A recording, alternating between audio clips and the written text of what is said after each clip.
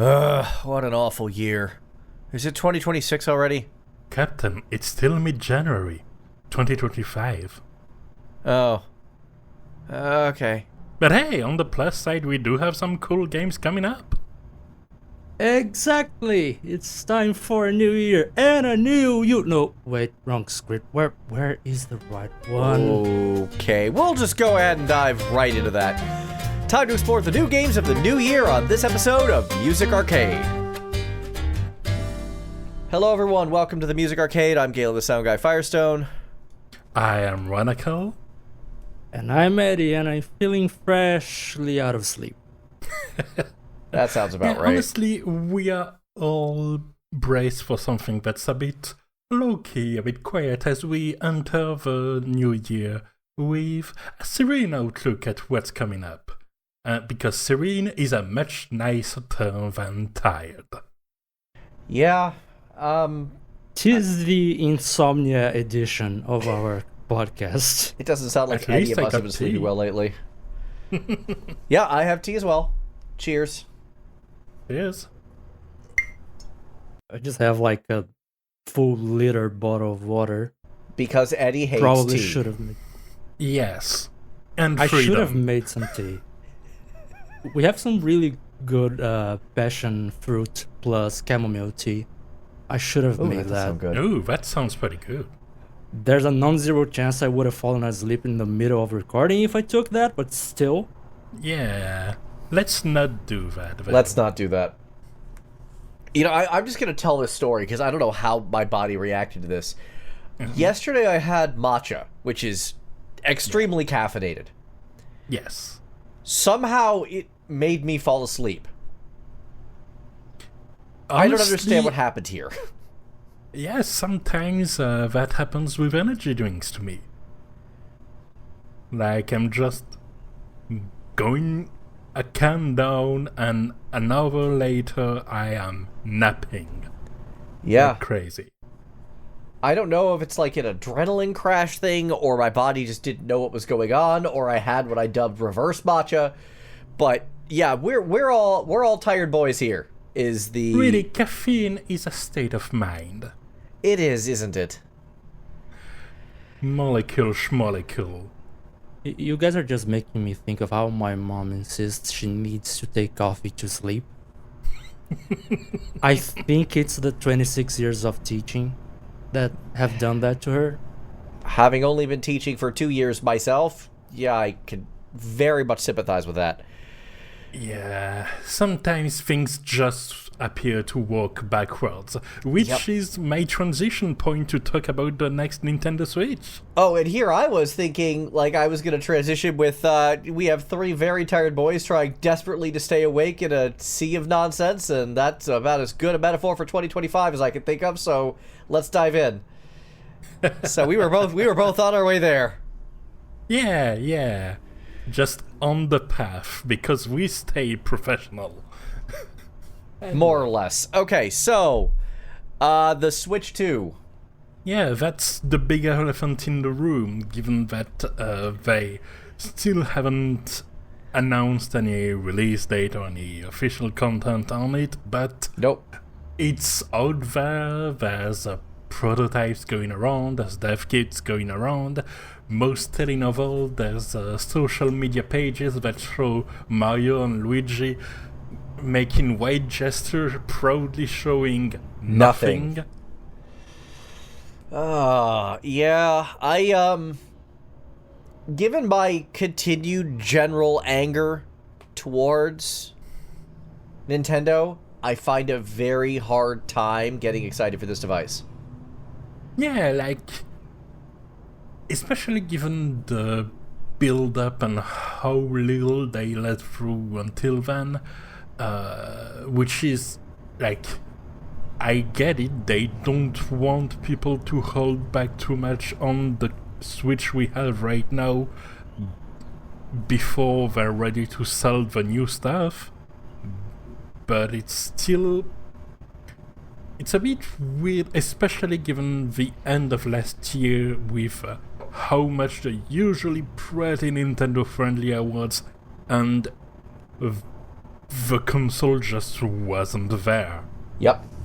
There just wasn't any Nintendo presence at all, which is a shame because a lot of the most memorable games tend to come up in the later years of a system's library. Yeah. And this time we just don't really have this effect, and I guess part of it is that a lot of what made late library games memorable was developers having really taken the time to develop more than a single game for a system and getting actually used to it, and thus really flexing and squeezing everything the system had. But with multi-platform releases being the overwhelming norm, and the Switch being a system that was old when it released multiple years ago, it just doesn't really seem to have this effect. Yeah, I wish I had an explanation for that, but I feel like maybe it's sort of a lack of interest, because lately the more you look at multi-platform releases, usually it's Xbox, PlayStation, and PC nowadays. Yeah. We're not really in a world where it's Microsoft, Sony, and Nintendo anymore. Yeah. The Switch games tend to be made specifically for the Switch, or they are later ports that With a few tone down exceptions that feel funny at this point when you mention it. Like, hey, Civilization 7 is going to release on the Switch as well as the other platform. It sounds funny when you say it now. That does, actually. sounds bizarre. But it's true. I can kind of get why, because that screen would make for a really cool way of looking at your stats and the mini-map or something. Honestly, I feel like But, something like a Steam Deck or something like a Switch would probably be really cool for 4X games. Yeah. Oh, by the way, that wasn't a joke. It's actually happening, yeah? Oh, I know. Okay. Yeah. Just wanted to make that clear in case. I'm sitting here like, yeah, it makes sense it's releasing at least technically on the Switch because they've been pushing that cross-platform thing. But it's weird because they're not pushing it for Switch 2, which should theoretically... That may come out before Civ 7. There's a real chance of that. Yeah. And so since they don't have to really... Well, since they didn't have to really manage the end-of-console cycle at the time because the 3DS and the Wii U release window were staggered so that when one console ended, the other could continue on. Maybe they just kind of lost this habit. Anyways, it just seems like what constitutes the end of a console cycle kind of changed. But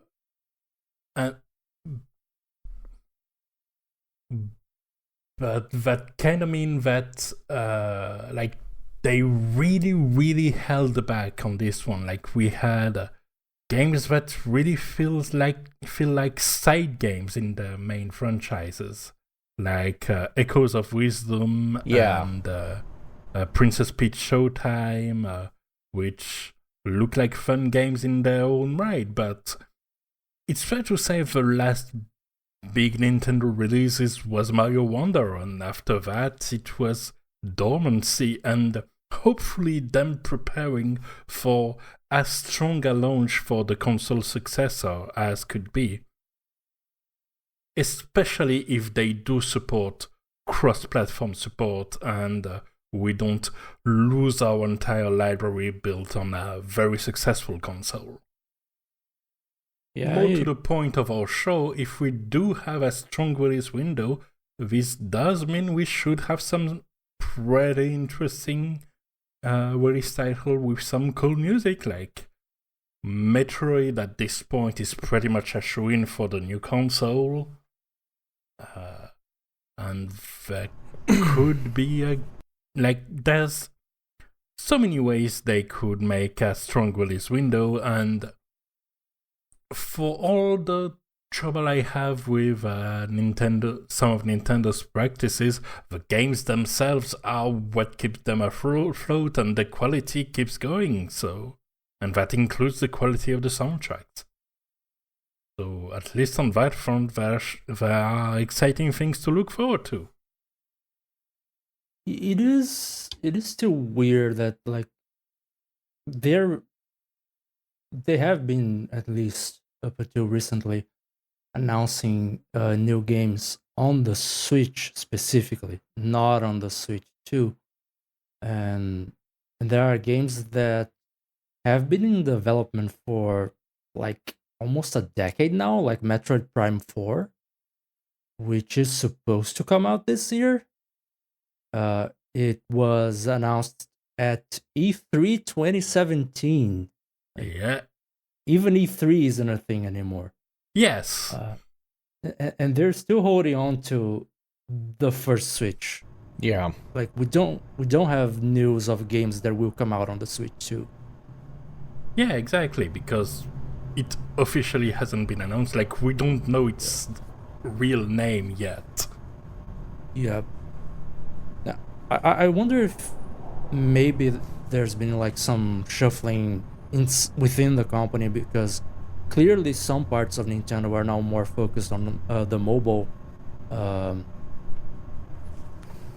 ecosystem, let's say. We had Pokemon, after Pokemon Go's success, we had, I think, what was it, Super Mario Run, I think was the name? Super Mario Run was before that, and technically Yeah, that was Pokemon a while Go was ago. a Niantic and Creatures Inc. venture more Yeah. than anything else. More recently, we got the Pokemon TCG Pocket, I think is the full Yes. title. There's the music app, which we talked a lot about that one Honestly, in the previous the- episode. Honestly, this one, they're not even monetizing it. It's just added value for the subscription service that are Right. likely going to carry over.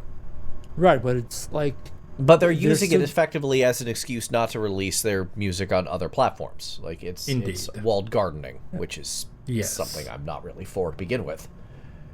and they are still, at least part of their team still is probably devoting time to maybe just oversee this, or maybe help with this more directly, and that might be affecting the turnout rate of the Switch 2 or whatever it's gonna be called. We don't know. We just know there have been some changes in Nintendo over the past few years, ever since the Switch released. So Yeah, but at the end of the day, the proof is going to be in the pudding. If, like, a lot is going to depend on how strong of a showing they make with the first announcement at this point. Because if we don't have the feeling that they held back to make that stronger showing, it's going to just be worrying. yeah, like it will be awkward if it turns out to be the fourth console in a row by Nintendo that has specs that are far behind the competitors. Yeah, that 'Cause is the something Wii was Nintendo is very known for. yeah the Wii was behind because they were doing R&D on the motion controls. The Wii U was behind because of the dual screen thing. The Switch was behind because of a mix of the two, because they have motion controls on the I don't know what they are called, but the two The controllers. Joy-Cons. Joy-Cons, that's the name. So there was that. Nintendo is a company that, like, I don't want to sound like this is a criticism of them, but they are a company of gimmicks nowadays. They want their consoles to feel unique. They want their games to feel like they can only be played on their consoles, and most of the time they succeed on that. The question is, will they do that a fourth time in a row and continue with we have a gimmick. That gimmick will excuse our console being way behind the others in terms of everything else.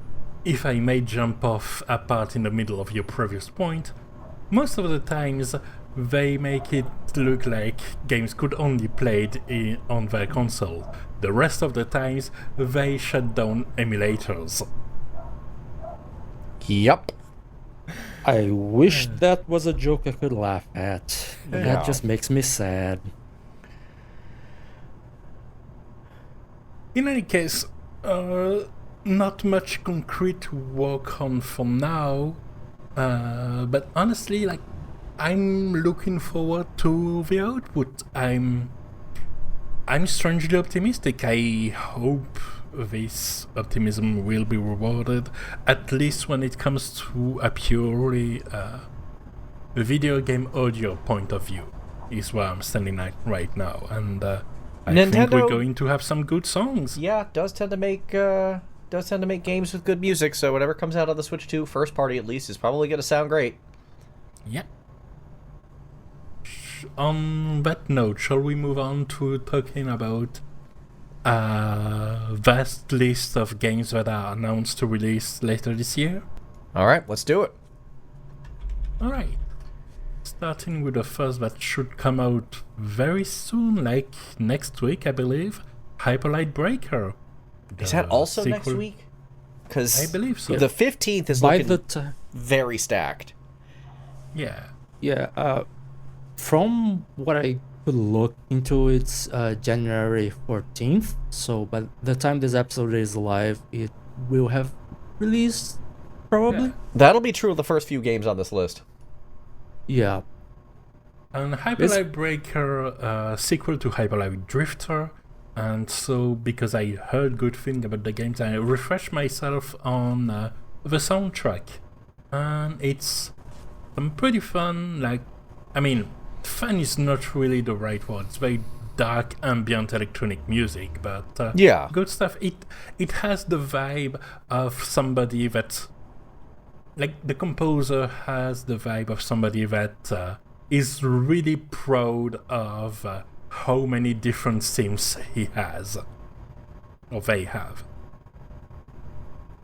because it's very heavy on heavily modulated sound that let you linger on them and the likes, which help set up the dark esoteric ambience pretty well. Yep. Next, Dynasty Warriors Origins. For that, we had the demo already, and the demo sounded really good. Yep, it played a bunch of really good remixes. Yeah. And I'm really looking forward to whatever things they'll remix and whatever original track they'll do. I'm sure we're going to be talking about this one at length next Now Playing. Oh, yeah.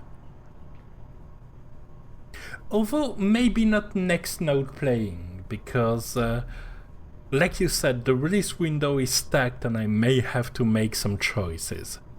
In which case, I likely won't be playing it at release, but I will be tuning to your stream on twitch.tv/Galen_Firestone, wink. and likely that's how I'll enjoy it vicariously. Fair enough.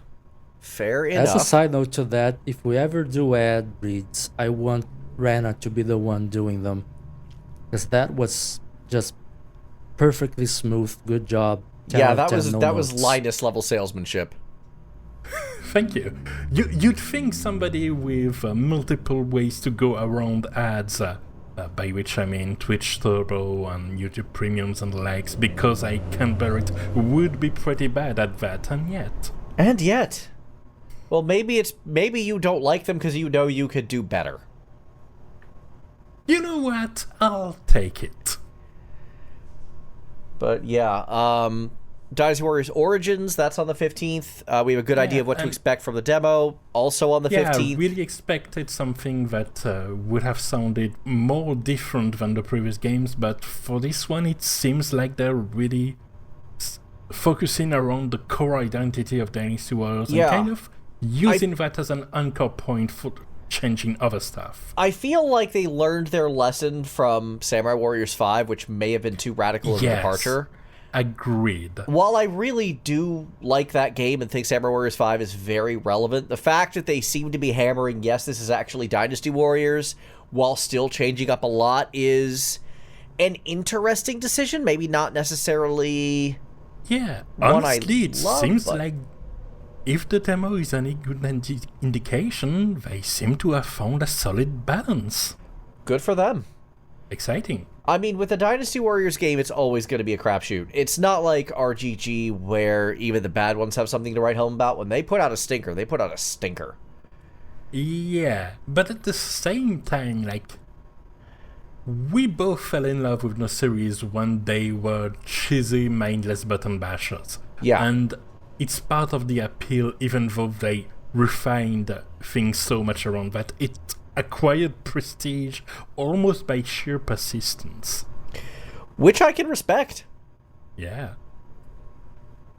Like, they know what they're doing, and they're doing it well. Indeed. On the other hand, you have another studio that seems to release one game every, 4 years, and that's Team Ladybug. And they can do no wrong. Yeah, and they seem to just focus on tightly crafted bangers. Yeah, and I didn't even had this one on my radar for some reason, but you've played the demo and it just looked and felt really good. Yeah, I enjoyed the heck out of that Chimera. demo. We are Blade talking Chimera, about their which upcoming has game, this, Blade Chimera, and It's kind of cyberpunk feeling Metroidvania or action platformer at the very least. Yep. With cool manipulation mechanics and interesting puzzles and cool boss looks fights, because really that's cool. something they're good at. Yeah. Yep. Music was pretty good from what I remember. This is a team behind a game that I played more or less on a whim, and that would be Record of Lodos War, D-Lit and Wonder Labyrinth. I am not an anime fan. I know even less about that one in particular, other than it was based off of some dude's D&D campaign. And I played this game, and it was fantastic. To be clear, the anime adaptation of some dude's D&D campaign from, before 2000. Yeah, this is ancient. It's the anime adaptation of the manga adaptation of some dude's D&D campaign back in the 80s. Yeah. Yeah, a little bit. And the game was actually an original story, apparently set way after the anime / manga / D&D campaign. I will admit I didn't really understand the story so well, but the gameplay was super fun. It was, and I don't mean this as an insult for reasons which I've discussed at length about the other game, it was more of a Symphony of the Night throwback than Bloodstained was. Absolutely. Mostly because, again, just so no one thinks I'm dogging on Bloodstained because I love that game, no, that one was Sorrow 3, that wasn't Symphony. Yeah, the D-Lit even kind of looked like Alucard with the animations they made. That was very deliberate in its animation. Very. It had the, walking shadows going on, the flowing hair, the backstep, it was all there. Oh, yeah. And from their studio, I played their previous game, and it's the first horror game I played. I still need to play that one. Which has nothing to do with the gameplay of the main series, but it was also very good in its own right. Yeah. Yeah. I still need to play, was it Lunar Nights, something like that? Lunar Nights, yes. Yeah, I need to play that one. Next, we have Rift of the Necrodancer, which is the spin-off of Crypt of the Necrodancer, where they're doing what looks like a more straightforward rhythm game. I didn't realize it was releasing so soon. It seems like they announced it as a bit of a surprise and then went radio silence until a few days before release. Right. Obviously, the first Necrodancer is a classic upon classics for soundtracks. Indie soundtracks in particular. Obviously, also, there's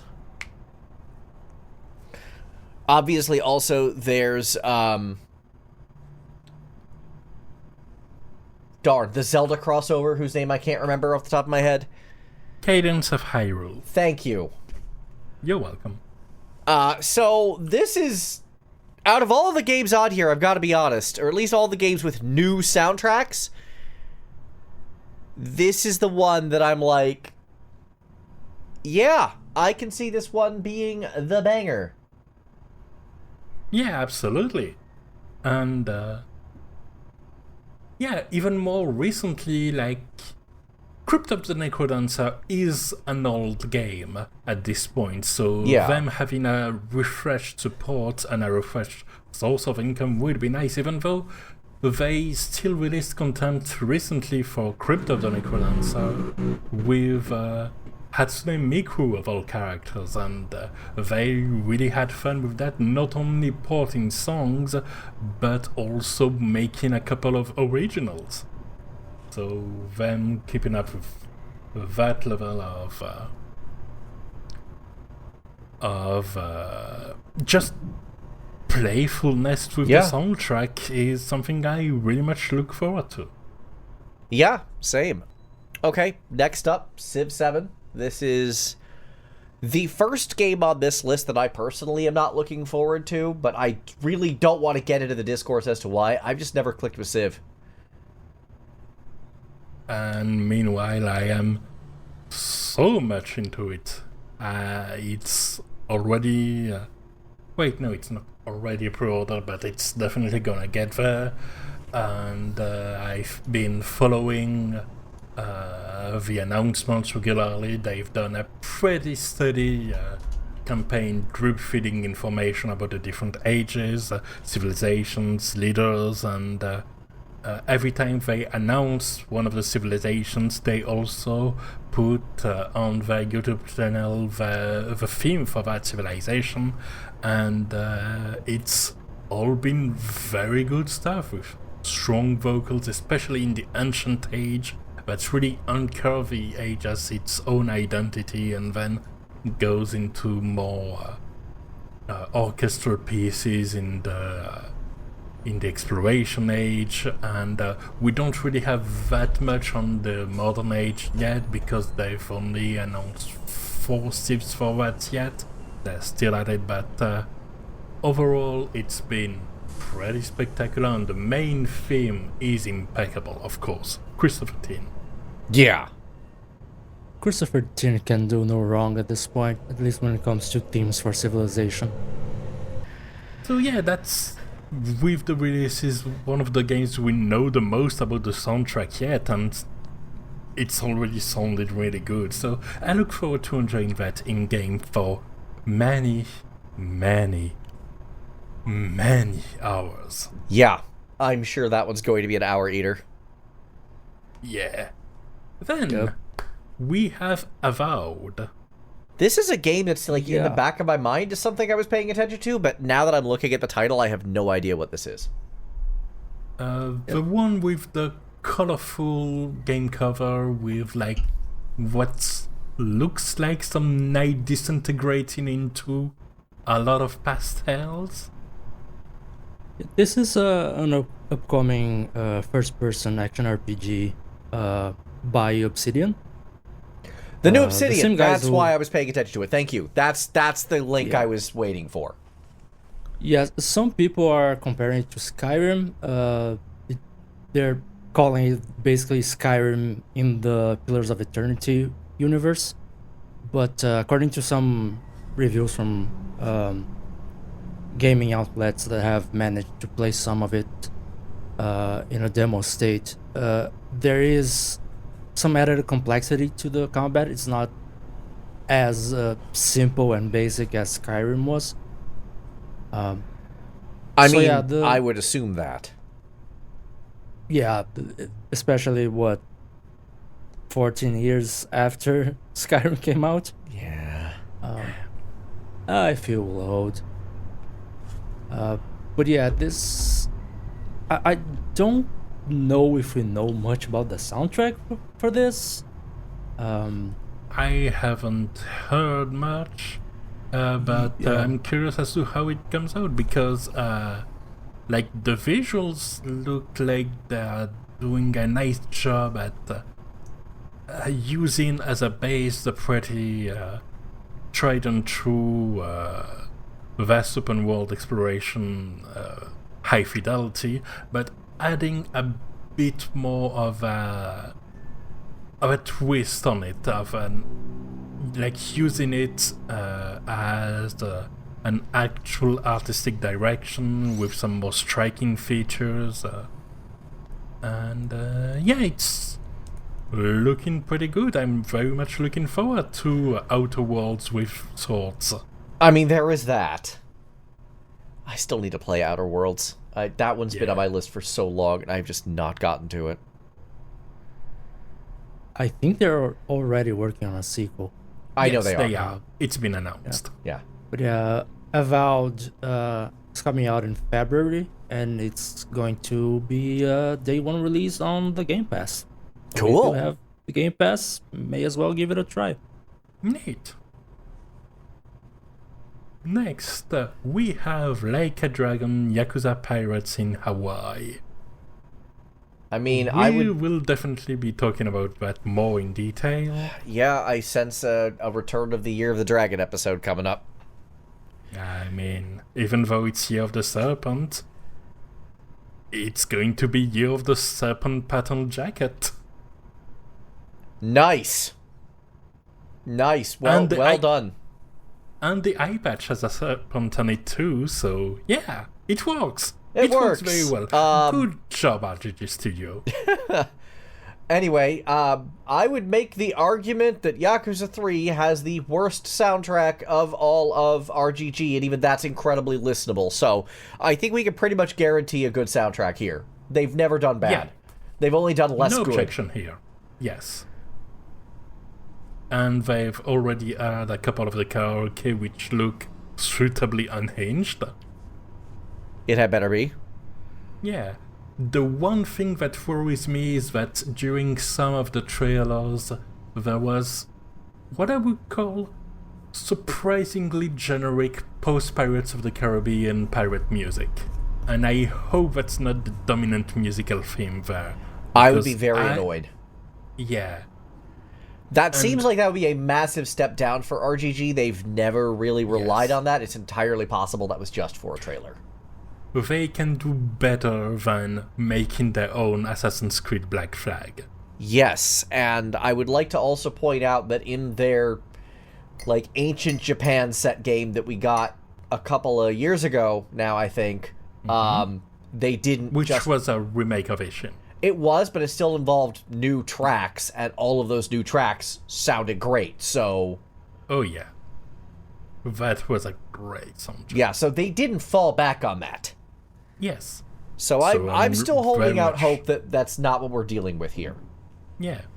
Like, I'm more enthusiastic and optimistic about the game than you are, but I think we're both very much looking forward to at least having some good tunes in our ears.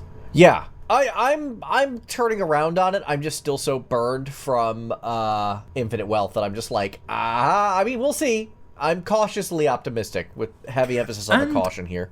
And I would hazard maybe a little disappointed that it was not a Judgment game. I am, but not enough for that to affect my affect my opinion of the game itself. Although, like in The Man Who Erased His Name, we've already shown cameos from Kaito and... Higashi, Sugiura, which one? Sugiura, thank you. Okay. And this continues my trend of not remembering Yakuza character names. Yeah, I definitely hear you there, especially that I'm not playing it anymore. They have not stuck in my head nearly as well. Oh, yeah. Okay, that brings us on to Monster Hunter, a franchise that I think I will just never get into. I'm sorry, guys. I'm sorry. It's okay. Don't apologize for being you. But, Monster Hunter Wilds, which is pretty much the successor to Monster Hunter Worlds.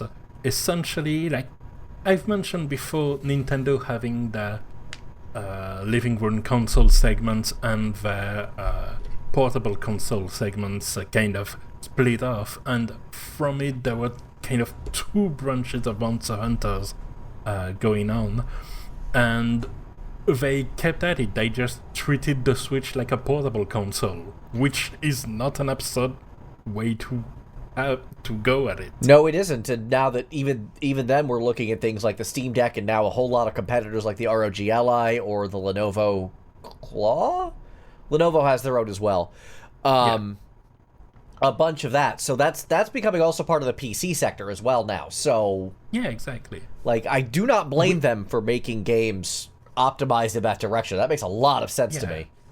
Yeah, and I really hope if they release a successor to Rise, that it's going to take that into account and not wait until the inevitable expansion pack to also release on PC. But anyway, Wilds released there right away, and it's looking very vast. They're going in a more open direction while not going full open world, to have more elements that feel persistent between the hunts, which is looking interesting. Like, I feel the demo hasn't coughed up most of the secrets of this game.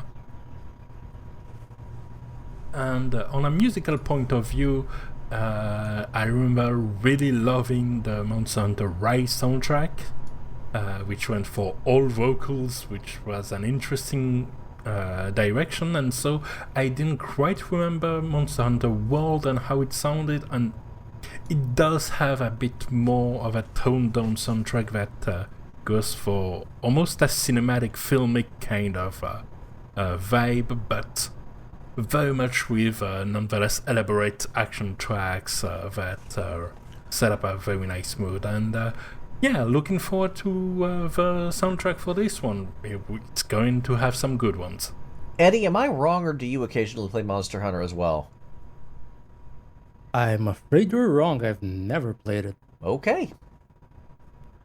I think some monsters can be fun, and it's not like, I remember being a bit afraid of the franchise because everybody that gets it up is like, yeah, this is super hardcore, and it's not like your baby's action game, and it does have elements where your strikes are more committal, where you kind of have to know the patterns of the monster to really make the most out of it, but it didn't really feel like this hard, super difficulty in your face kind of game to me.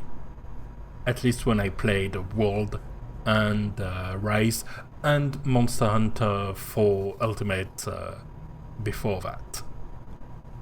The main difficulty point was the controls, and having two sticks helps a lot. I've kind of looked into it, but I've never really played it. I think what drives me away the most isn't really like, oh, it's gonna be particularly hard or whatever, because it doesn't look like it's meant to be like a Souls-like or whatever. It's more like the visual style and the gameplay loop. They don't seem like quite the kind of things that I enjoy. Fair enough. I've quite enjoyed my time with it. I never played an actual Monster Hunter game, but I played a Square game that was apparently Monster Hunter, and was it Lord of Apocalypse or something like that? It was on the PlayStation Portable.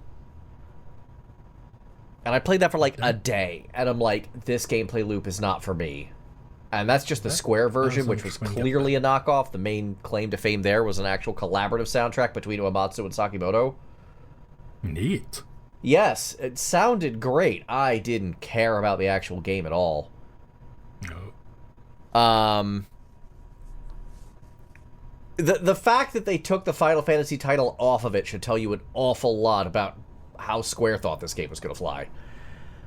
Oof. Yeah, and then a couple of games later in Worlds, they had a collaboration event with a dragoon that could jump over one of the attack of the actual factual behemoth from the Final Fantasy series. Yeah, and then obviously Stormblood in FF14 brought in Monster Hunter. I got my Rathalos. I can say last year now. So, like, Ooh, yeah. it's not like this concept doesn't work with that universe. I think this particular game was just bad, but like everyone I've talked to was like, you have to be super fiddly with your gear, and then all the gameplay footage I saw, I'm just like, meh. This is not my jam. I think this is a case where unfranchised fans are the worst part of the game and what's around it. I have been there before. That is one of my bigger complaints about Fire Emblem, even now. Oh yeah. Here's also another game, one that Eddie can actually talk about, that also has a fairly entrenched fandom. How about let's talk about Suikoden? Honestly, I have no contact with that fandom, so I have no idea how entrenched they really are. All I can tell you have is contact with the games. Let's talk about that, maybe. Yes, I am a stalwart defender of Suikoden 2. So you and everyone else. we're getting a 1 and 2 HD remaster. Finally. Yeah. Finally, unless they delay it again. As far as I'm concerned, the whole remaster and I assume they're going to make an arranged soundtrack that's close to the original, and if that's the case, the entire soundtrack and the entire game will be judged by how enjoyable their take on Gothic Necklord is. Fair. I enjoy the soundtrack of 2 a lot more than Rena. I think the first Suikoden was already rough around the edges when it released, and it hasn't aged very well at all. So I'm not expecting like a miracle work from the Suikoden 1 HD remaster. Yeah, like I bounced off Suikoden 1 and then finished Suikoden 2 right away because it was very good. Meanwhile, I played the entire franchise. I think the only one I haven't... There are 2 games I haven't finished out of the ones that have gotten releases in the West. And those have been Tierkreis on the DS and Tactics on, I think, the PSP. Yeah, you are more familiar with the franchise, right? Me, the only 2 I finished are 2 and 5. Both are good options. Probably the 2 best games in the franchise. I played 2. I think I rented it with my friend Sean way back in the day. I don't think I beat it, but I got decently far in it. It was fun. Yeah. I think I was too young to understand it. Oh, yeah. Yeah, I think what connected the game the most with me was the story, to be honest. I think it was a really well-written story. The soundtrack, obviously, I wouldn't say it was flawless or I enjoyed every single track, but for the vast majority of it, I really, really enjoyed it. For Suikoden 2. To be clear, by the way, I am saying that the soundtrack will be judged on Gothic Necklord. That's not even my favorite piece of the soundtrack, it's just the one that has the most impact, I feel. I'm an Iron Fist of Anger fan. I enjoy so many songs. Like I enjoy Imprisoned Town, which no one talks about because I just love like the sort of ominous isn't the right word, but like melancholic folk vibe that it has. Like I enjoy that. No one talks about that song, but I love it. My favorite song in Final Fantasy VII is the Mako Reactor. So I feel you on the shouting love for underappreciated songs on soundtracks with really impactful ones. Yeah, this is effectively a continuation of the strategy that Konami has been employing for a few years now, where they're basically re-releasing their classic games. Which, on the one hand, they're just playing to nostalgia, but on the other hand, game preservation equals good. Yes. So, Yeah. you know, glass half full situation. Indeed. Which does bring me to another release of theirs this year, Yu-Gi-Oh! Early Days Collection. I'm unfamiliar with this one. It has, I think, around 10 or so games in it. Nice. I'll double check real quick. Sure thing. I was wrong by quite a bit. It has 14 games in it. It's Oh, in that basically direction.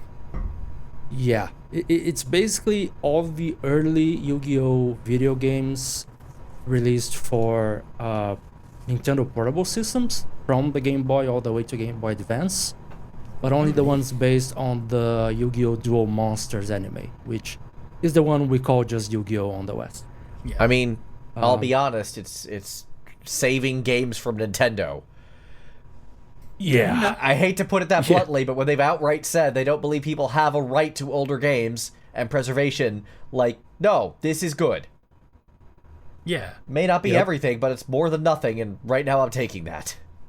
And I mean, honestly, it also includes some games that have never before been released in the West, and I am gonna guess that at least the majority of them are going to get an English translation now. Great. So even better. And honestly, the angle of it's the holiday stuff is like, it makes perfect sense, given that when people think of Yu-Gi-Oh, most people just think of the anime and the first couple of seasons before they went to weird gimmicks, different protagonists on motorcycles, and I think that's a pretty reasonable decision. Yeah. Yeah, and this also, like, the games in this collection come from an era where Konami soundtrack were they were pretty much on point with every new game. Not included here is Yu-Gi-Oh! Forbidden Memories, because it was on the PS1 and the collection is just the portable stuff. Right. Forbidden Memories had a really good soundtrack. Checks out given how big the music games division is. Yeah. So I'm hoping for some really good music here. I have touched on a couple of the games in this collection when I was younger, but that was like 15, 20 years ago. I don't remember what they sound like at all. Right. But there are like way more games that I haven't played yet, so I'm hoping to find some cool songs out of this collection. I just realized with how many games that were releasing in one package, it's pretty much a third of a UFO 50. Ha! Alright. Anyway, next we have a single game being re-released, which is Xenoblade Chronicles X, which has a soundtrack that I adore and Galen doesn't. Fair. I'm still looking forward to playing it, though, given my track record Yeah. with the Xenoblade series, I might need someone to point a gun at my head and make me play them. Which seems weird, because I really like the first Xenoblade, and I've never followed it up despite every intention to. Yeah, and this one is, it feels very different. It's much more open world, it's exploration focused, and I mention it here because while it's a re-release of a Wii game, which doesn't really have a lot to change or improve when it comes to the soundtrack, it's going to have a fair bit of content added to it, including a new epilogue and what looks like an entirely new area. And by area, I mean a continent-sized area. So when they're doing Definitive Edition, they're doing Xenoblade 1 Definitive Edition. Like, that's But what they did there, too. Xenoblade Chronicles X Vengeance. Well, Vengeance changed the actual story. This seems to be additional stuff, yeah? Yeah, like, it won't have a branch right at the start, like... Yeah, so that this is, again, it's more like retreated, Xenoblade 1 Definitive Edition, which was... Xenoblade Chronicles Definitive Edition, which was very much like, here's the giant's shoulder and a 5 years later epilogue. Oh, yeah. And we even brought back, damn, I forgot her name, the woman who plays Melia, despite having done a turn on Doctor Who since then, and actually gotten fairly famous. And they brought her back. Great. Lovely. So, yeah, no, that seems to be very much in that line of awesome. Definitive Edition that adds a lot of stuff, and even more awesome given that the end of the game, without obviously spoiling it, was a huge cliffhanger that asked way more questions than it answered and seemed to imply something. And since then they released 2 games, none of which touched on any of that. Well, hopefully this doesn't pull a Prince of Persia reboot where the new epilogue did answer some of those questions and just asked a whole bunch of new ones. Yeah. Or they do that this then leads to something concrete, like an actual X2 or something. I can hope. Please, I only have this definitive edition release. The game is going to be free from Wii U jail. This is everything I've already wanted. I can dream now. It's honestly, like, it's once again being saved from Nintendo. Rarely it's Nintendo saving it from themselves. Very literally, because they recently took full ownership of Monolith Soft, so... Yeah, exactly. I'm just happy more people are going to experience that game, man. I'm looking forward to being one of those. Indeed. Okay, Next, more Assassin's Creed. Shadows. Yeah. Yeah. They've announced another delay recently. They have. This... I can't put this in any way that is softer, let's say. This is a game that is divisive among the fans solely because of racism for most people. Because one of the it has two playable characters. One is a woman, a ninja, and one is a samurai. Yasuke, the Afro samurai of actual history. Okay, so part of the issue here is it's recently been discovered he may have been made up. Yeah, now, of course, that's using it as an excuse to be racist about this, but... The people that are really angry about it are not the kind of people I want to be in the corner of. I completely agree. I just want to play devil's advocate here for a little bit, but no, I have no problem with a franchise that plays fast and loose with history using a historically dubious character. I no problem with this. We acknowledge this point, and also think this would, not regardless of historical relevancy, make for a cool video game. So if you have any problem with that kind of protagonist on a fundamental level, F off.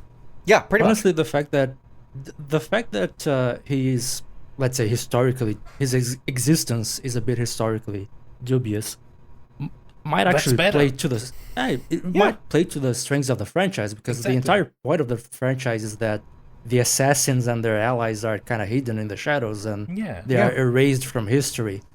So that plays into it. Exactly. And wow, it feels good. This really feels like the game that needs to succeed for Ubisoft. Like, they were coasting along and they were kind of reinventing themselves, and then coasted along again. But ever since Assassin's Creed 2, people have said, when do we have a ninja game in Japan? That's a perfect fit. Finally, they're releasing it. This kind of means to me like this is the last big shot at the Assassin's Creed franchise, because where do you even go from there? Well, according to some leaks from a few years back, they have a Project X in the works, which is set in during the witch trials in the Holy Roman Empire, which also feels like a very big game. But that's like, they haven't officially announced that one yet. I think they've teased it, but they don't even have an actual name for it. I think that would be cool. That would be cool, but would it be as iconic as Assassins? Ninjas? I mean, the real answer to that is this question that I get a lot in the Hitman subreddit, which is, could Hitman work with a different protagonist? And my response has always been the same. Could a Glacier Engine game work with someone who isn't 47, regardless of other factors? Yeah, absolutely. Could you call it Hitman? No, not really. Agreed. I think we're in that same position here, where maybe it isn't an Assassin's Creed game, but it sounds like it'd be pretty cool, and I'm interested in it on paper. But I'm not sure you could call it Assassin's Creed unless you are dealing with that meta plot. Exactly. And they kind of haven't dealt openly with that meta plot in a while now. Yeah, the the last few games have been a bit of a mixed bag. I would say, the we had the sort of mythological trilogy, as some people are calling it, which was Origins in ancient Egypt, which people loved, and then Odyssey in ancient Greece, which people enjoyed a lot. I personally really liked it, and then Valhalla in medieval England with Vikings, which people liked for about 15 minutes, and then realized it was boring as hell. Oof. Yeah, it's like I told a friend recently, it's been 3 games, excluding the most recent one, which was originally meant to be a DLC for Valhalla, Assassin's Creed Mirage. Excluding that one, and looking just at the 3 mainline games, Origins, Odyssey, and Valhalla, it's been 3 games in a row where at least at some point you were forced to play a sort of a brute force manner in an Assassin's Creed game, which feels weird. Yeah, and for this one, it looks like they're kind of splitting the roles. Yeah, which I don't know what to think of it. Like, the concept of Yasuke being a playable character, I like it. I enjoyed the idea. Honestly, okay, hot take maybe. The fact that we don't know how something is going to turn out in a Ubisoft mainline game is good. Like, we don't know fully how the game is going to unfold 100% the way we reasonably assumed after Odyssey how Valhalla was going to go.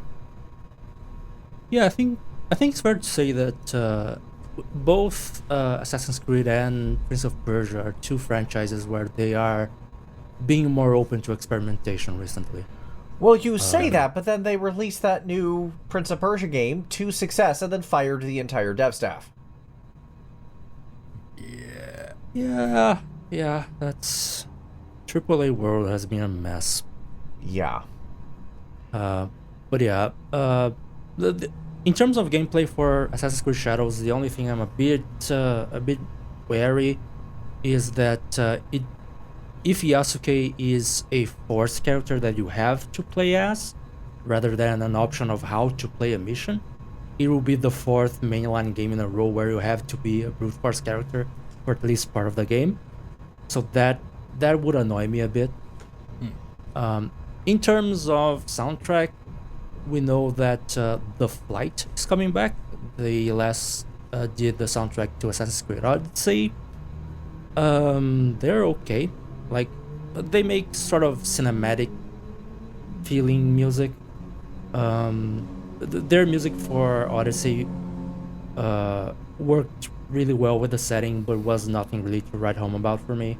The sea shanties were great, but I'm not sure they wrote the sea shanties. Odyssey had ancient Greek sea shanty, ancient Greek inspired sea shanties because it had naval combat. Yeah, and here, given the setting, they're going to have a lot to work with, and I feel that's the better option because they're trying to stick close to a geographic theme most of the time, and they haven't really done a lot when they had to extrapolate on that. Incidentally, we do know of one cool little thing that Ubisoft has done for this one. Ever since, I think, Assassin's Creed, I think Unity, maybe Syndicate, Ezio's family from Assassin's Creed 2 came back as a main theme for the franchise on a whole. And it's making a return for Assassin's Creed Shadows, where it's being played by a Japanese punk band. What? Oh, interesting. I don't have the link on me, otherwise I would be sharing on Discord right now. But they are experimenting with some stuff. Maybe The Flight will make a soundtrack that's more interesting than the one for Odyssey. We'll see. As Rena said, it can be seen as a bit of a blessing that we don't know how this will turn out, because for the longest time Ubisoft games were so formulaic, you knew what you were getting yourself into way before they even announced the game. Yeah. Yeah. Looking forward to it. Okay, on the subject of big ol' franchises with a lot of entries, Atelier Yumia, one of 2 Atelier games on this list that I see.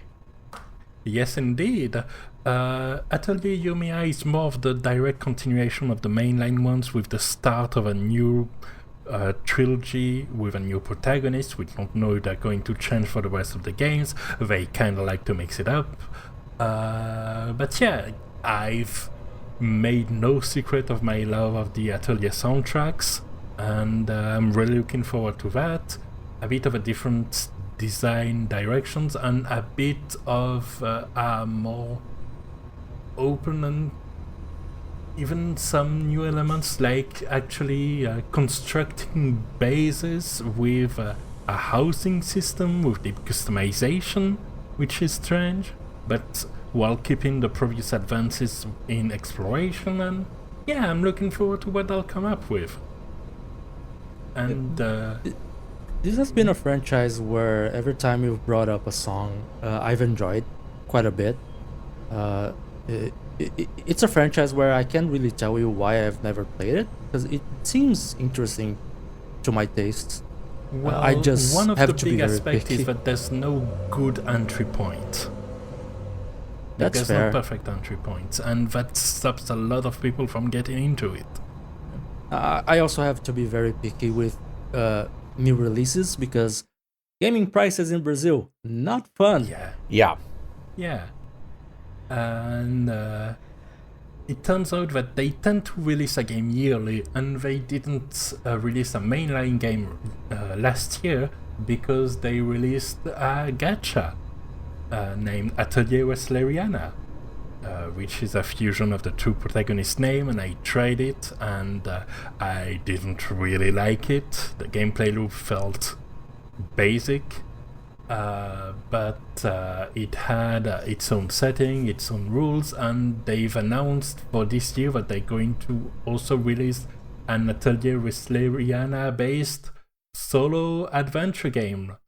Just a normal game placed in the setting of the gacha, while the gacha is still active, which is intriguing. Wow, so it's not rescuing a gacha game from server closure, it's it's a spin-off of it, but wow, that's an interesting move. It's a spin-off of the spin-off, basically. Exactly. It's more of a And the spin-on, because it seems to be bringing it, like, from what Rana just described, it seems to be bringing it back to the main franchise. Yeah, exactly. And I'm very curious about how it's going to turn out. That's because, intriguing. Yeah, didn't have anything against the setting, it's just that it was kind of constrained by its support as a free-to-play gacha game, and now I won't have to go through that in order to enjoy what the setting may offer. So curious to hear more news about that. For now, obviously, they're focusing on the mainline release of Atelier Yumia. Right. But after that, I imagine we'll have more news about the Resleriana single-player Is game. Yumia the Looking one forward with the to that. motorcycle? Yes, Cool. and the rocket boots. That I didn't see. I saw the chopper. I did not see the rocket boots. Yeah. And speaking of free-to-play games that have spin-offs that are single-player experience, Khazan the First Berserker. What is this? This is what looks like an action RPG or Souls-like or something like that, based on one of the playable classes from the Dungeon Fighter Online franchise. Oh wow, yeah, because I see that name, and my brain goes to like Vallejo, Frazetta, Golden Axe land. Yeah, I can definitely see that. It turns out that they have classes that are kind of their own character, but kind of not, and which is so present that when they made the Dungeon Fighter Online fighting game adaptation developed by Arxis, named DNF Duel, the character name was just the class's name. Like, you didn't play any named character, you played a troubleshooter and berserker and a hitman and so on. That's mildly disappointing, to be perfectly honest. Agreed. Especially given that, by all accounts, the game systems were pretty interesting and it was a pretty fun game. The strangest thing when I looked up into it for this episode is that the DNF, the Dungeon Fighter Online, has a soundtrack that's obviously very large, so because it's a game that's existed for a long time. Right. But from a few of the tracks that I've listened, there's kind of a Guilty Gear-like sound to it. That like very active boss fight battle themes. Oh. And I was really into it, and so I looked forward for more of it in DNF Duel's soundtrack, because it's developed by the same devs that made Guilty Gear. Right. And then they went in a quite a more subdued direction for the fighting game. I'm baffled by their design decisions here. I am weird. too. And so, when it comes to Khazan and the first Berserker, it leaves a huge question mark. Like, are they going to go intense? Are they going to go with the way they're doing this very dark atmosphere to it and have something more subdued and somber? Almost like God of War 2017 like? Was it? Honestly, with the dark atmosphere, I would kind of expect more metal, but the trailer Yeah. is very cinematic. Yeah. I have not So- seen or heard anything on this. I need to look this up, but So this is the biggest question mark of the lot, honestly. yeah. Not Yeah, just because we don't know what's going on, but because they could go in multiple directions and all of them are interesting. Incidentally, not knowing anything about the franchise, I just look at the Steam page, in particular the pre-order bonus, which has a unique armor set or cosmetic, and I can't help but think that this guy just looks like we have Alucard from Castlevania at home. It does say a tag is Souls-like, but we don't know anything about that. Yeah, I think the tags are user added, Yes. Yeah. so might not be accurate. Next, so far what we've done is that we went through This the is a games Dungeon that Fighter spinoff? have, This is bloody. Yeah. I'm very Yeah. shocked. Publisher Van Gogh- Nexon? Yep. This is That's- so weird. Indeed. Okay. I'm not going to dismiss it, but this is weird. And it's not the weirdest spin-off we have in this list. Which, it's- like, so far we've done games that have release dates, and we've done them in chronological order. Now we're going to go for games that have a release window for this year, but we don't have a clear date yet. And I guess we're starting with an Anno game, Anno 117. So Yeah, Anno taking it to the Roman era. I was about to ask if that's what Which we were is doing. Cool. Yeah, In fact, like it has Rome. the subtitle Pax Romana, Roman exactly. peace. Now, Anno is more uh, in the city builder realm than it is. Yes. Yeah, it's basically a city builder with a heavy focus on the logistical chain between Yeah. your settlements, because every game in the franchise has been separated by islands, where each island can give you certain kinds of resources. Yeah. And every game in the past has been like, most of them have been in the Middle Ages or early Renaissance. They did some in the future. They did one in the Victorian ages. We never had a game prior to 1000. Yeah, AD. usually there's 4 digits in the number. Exactly. Going Yep. all the way back to 117. Like, we're not even going back kind of like to the 800s or whatever. We're going all the way back. Oh yeah. Yeah, I Which think is the interesting. earliest. I think the earliest one prior to this was Anno 1404. But Yeah, this either is 1404, 1403, something like that.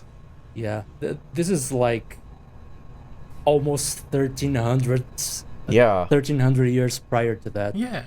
And I think that's the right call, because 1800, the latest one, felt like it took the medieval and Renaissance age Anno and refined it, and then took it a little one step further, and it was a really good entry. Like, I basically haven't played a Ubisoft game for a decade or something, except for Anno 1800, because it was really, really, really good. Even though I still have a special place in my heart for Anno 2070, and especially its soundtrack. Anno 2070 soundtrack is spectacular. I should play it more. I haven't played too much of the future Anno games. Now, well, don't play the other feature one. It's bad. okay, so isn't So I there heard. another like competing, also called Anno franchise? Because I think I've gotten mixed up by this somehow. I think maybe there used to be, because in the early days, Anno had to be released as Dawn of Discovery in the US, but they have since renamed that game was Anno 1404. Okay. They have since re-released it as Anno 1404 worldwide.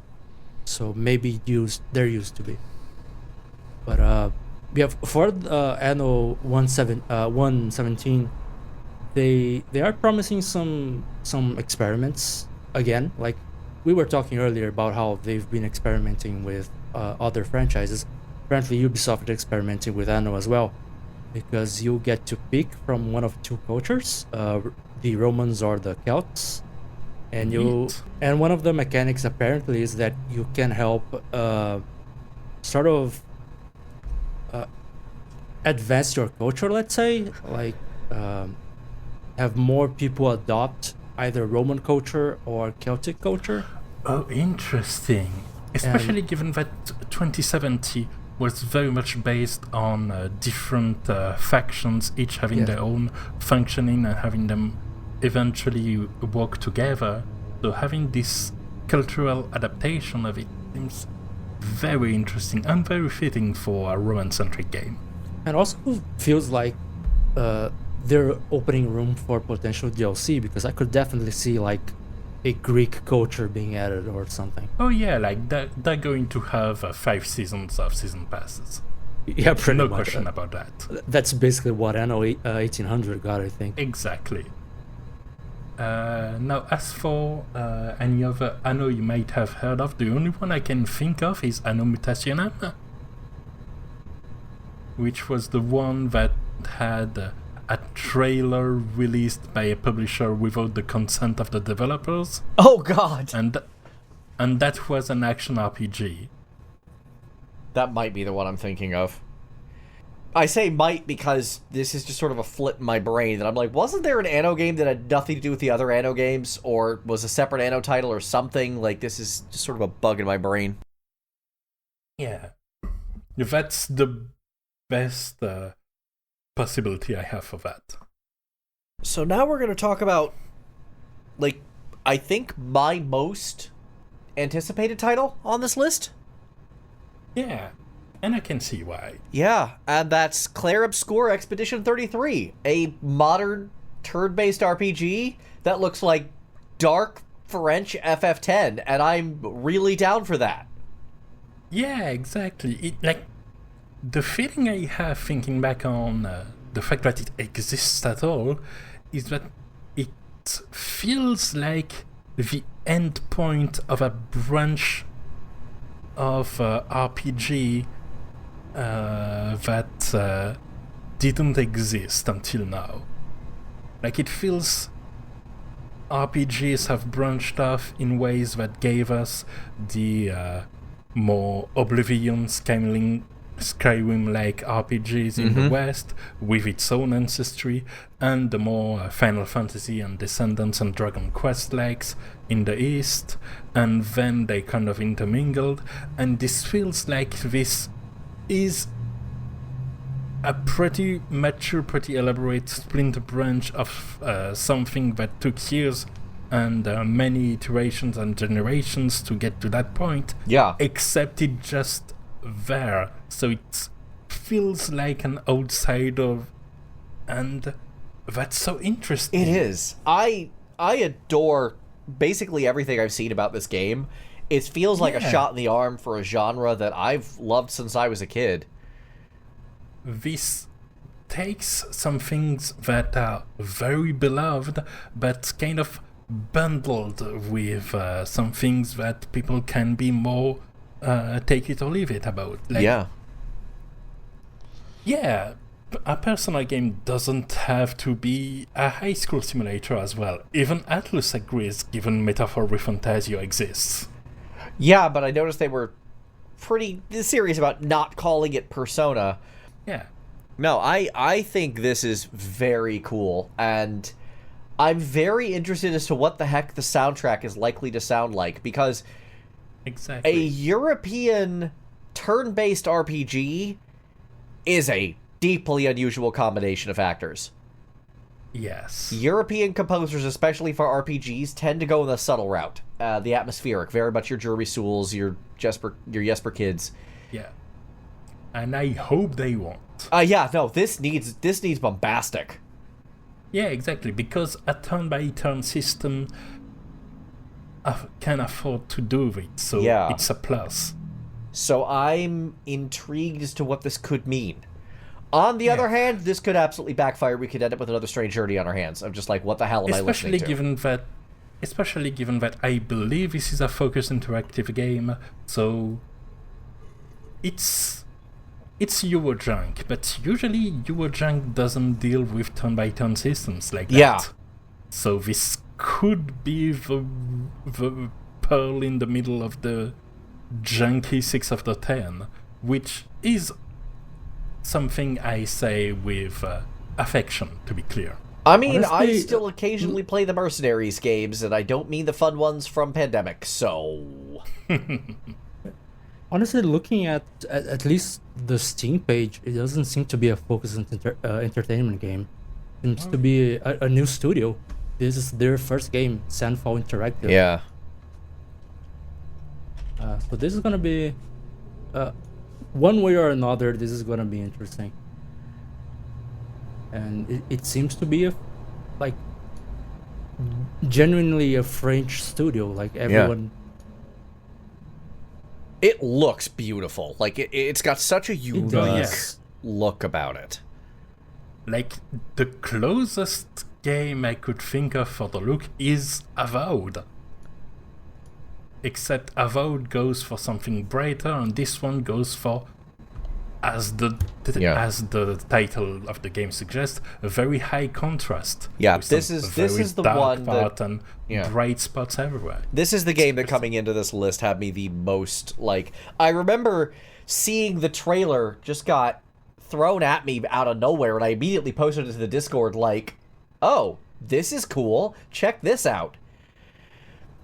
And everything I've seen since. What are they doing? We can do that? We are allowed? Great. Yeah. So ever since then, I've been kind of following this one, and now that it's getting closer, I find myself getting cautiously excited, and I'm hoping that excitement isn't misplaced, because a new RPG franchise from a new contender at this late juncture just feels kind of like a miracle that I really wanted to succeed.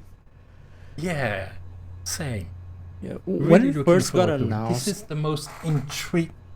is the most intriguing one. Absolutely, sure. Yeah, when it first got announced, I wasn't too interested at the time, because it looked like it would be a JRPG type game.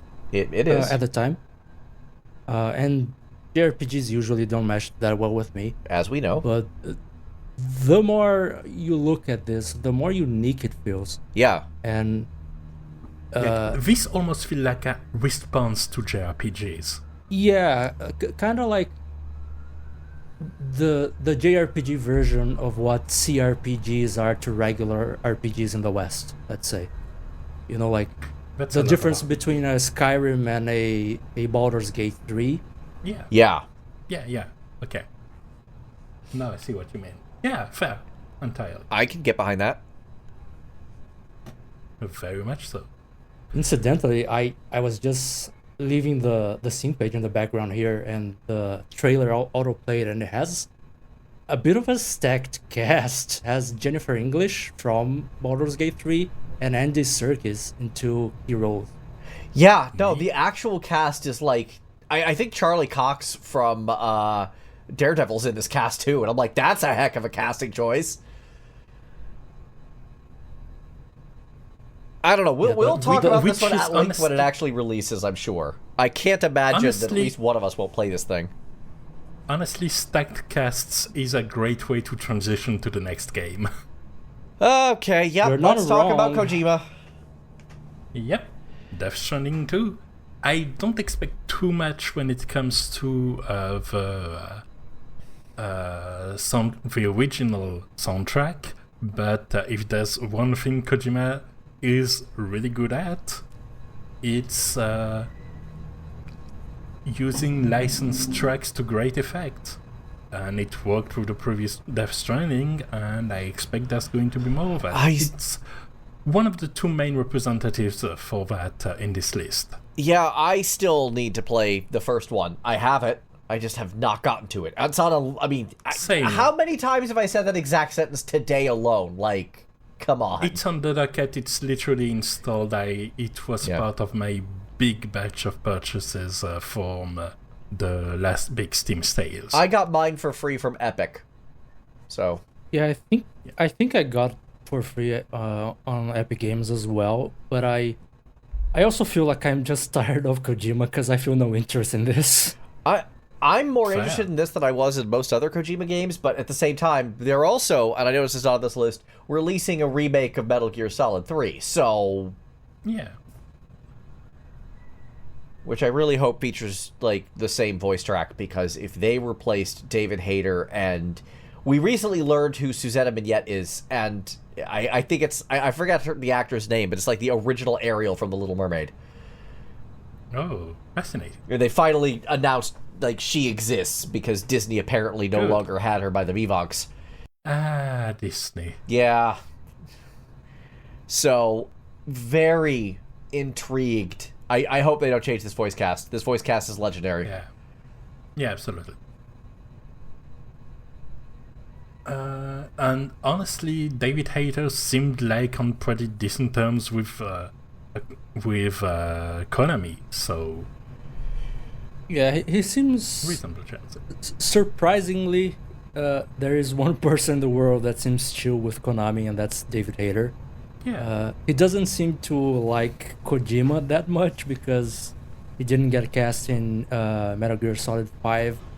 Yeah. For no reason other than Kojima changed his mind on who he wanted to be Big Boss out of nowhere. Yeah. Changing his mind out of nowhere is a very Kojima move. And as a result, we had a protagonist that had like 5 lines in the whole games, and they were good lines, don't get me wrong. Kiefer Sutherland did a good job, but apparently the recording session must have lasted like 5 minutes. All right. The world around Kojima is a weird one. Yeah, he's unique. If nothing else, that man is an auteur for better or worse. And Death Stranding 2, good, bad, who knows? It's going to be Kojima. Who knows? Indeed. Okay. Doom Dark Ages next. Yeah, now we have Doom, I assume, sadly this without Mick is the Gordon. scariest soundtrack of the list. Because indeed it is modern Doom without Mick Gordon. Yeah, it's big shoes to fill. Yeah. That's a tough one. I remember when the third season of Killer Instinct had to do that. And it was pretty tough then, and it's looking pretty tough to do now. Yeah, for Killer Instinct, Microsoft brought in Cell Dweller, which I'm not a fan of. I'm kind of hoping they don't bring Cell Dweller again for Doom Dark Ages. Mm-hmm. But we'll see. I don't think that they are a good fit. I don't think either. We'll see what they come up with. It's also a different setting for Doom. Yeah. It's another they're liberal with their ancient ages. Like, sure, you got a shield, but you also have a shotgun.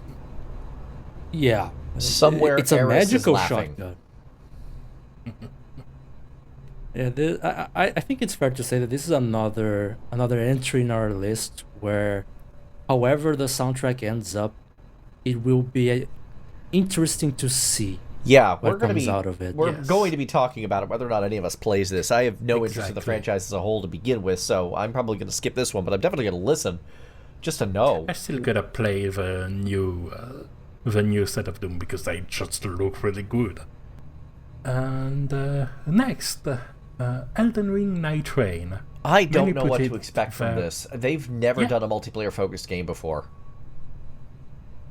Indeed. and I don't know how that's going to sound. I know, generally speaking, FromSoft has good soundtracks, so that's not... Yeah, I mean, we know where the last Elden Ring soundtrack landed on your list of favorite soundtrack of the year. I'm still kind of surprised that's where that ended up, but I mean, when you do something that's that much storytelling in the music composition alone, I've got to call game, right? Yeah, and apparently they're going to have interesting systems for things like meta progression and character development within the archetypes you can play. Yeah. And I know honestly, I know it's uncertain, but sorry. it's called Elden Ring Nightreign, but the reality is you have a character who plays like Bloodlord, you have a character who plays like Sekiro, like it's FromSoft Nightreign. Let's be honest about that one. Yeah, and you have bosses from Dark Souls 3 Yep. that are showing up. Yeah, it's intriguing. Yeah, you have a whole honestly, list of crossover going on here, and I'm hoping the music reflects that on some way, despite these being very different soundtracks. And I like the fact that they're taking things in a different direction, even if they have the comfort of the setting. Like, when they've experimented before, we had Elden Ring and we had Sekiro. Things that really refreshed things when people were getting tired of the Dark Souls formula, especially Dark Souls 3, that was very much a game scared of change. I was talking about this on the Discord a few weeks ago.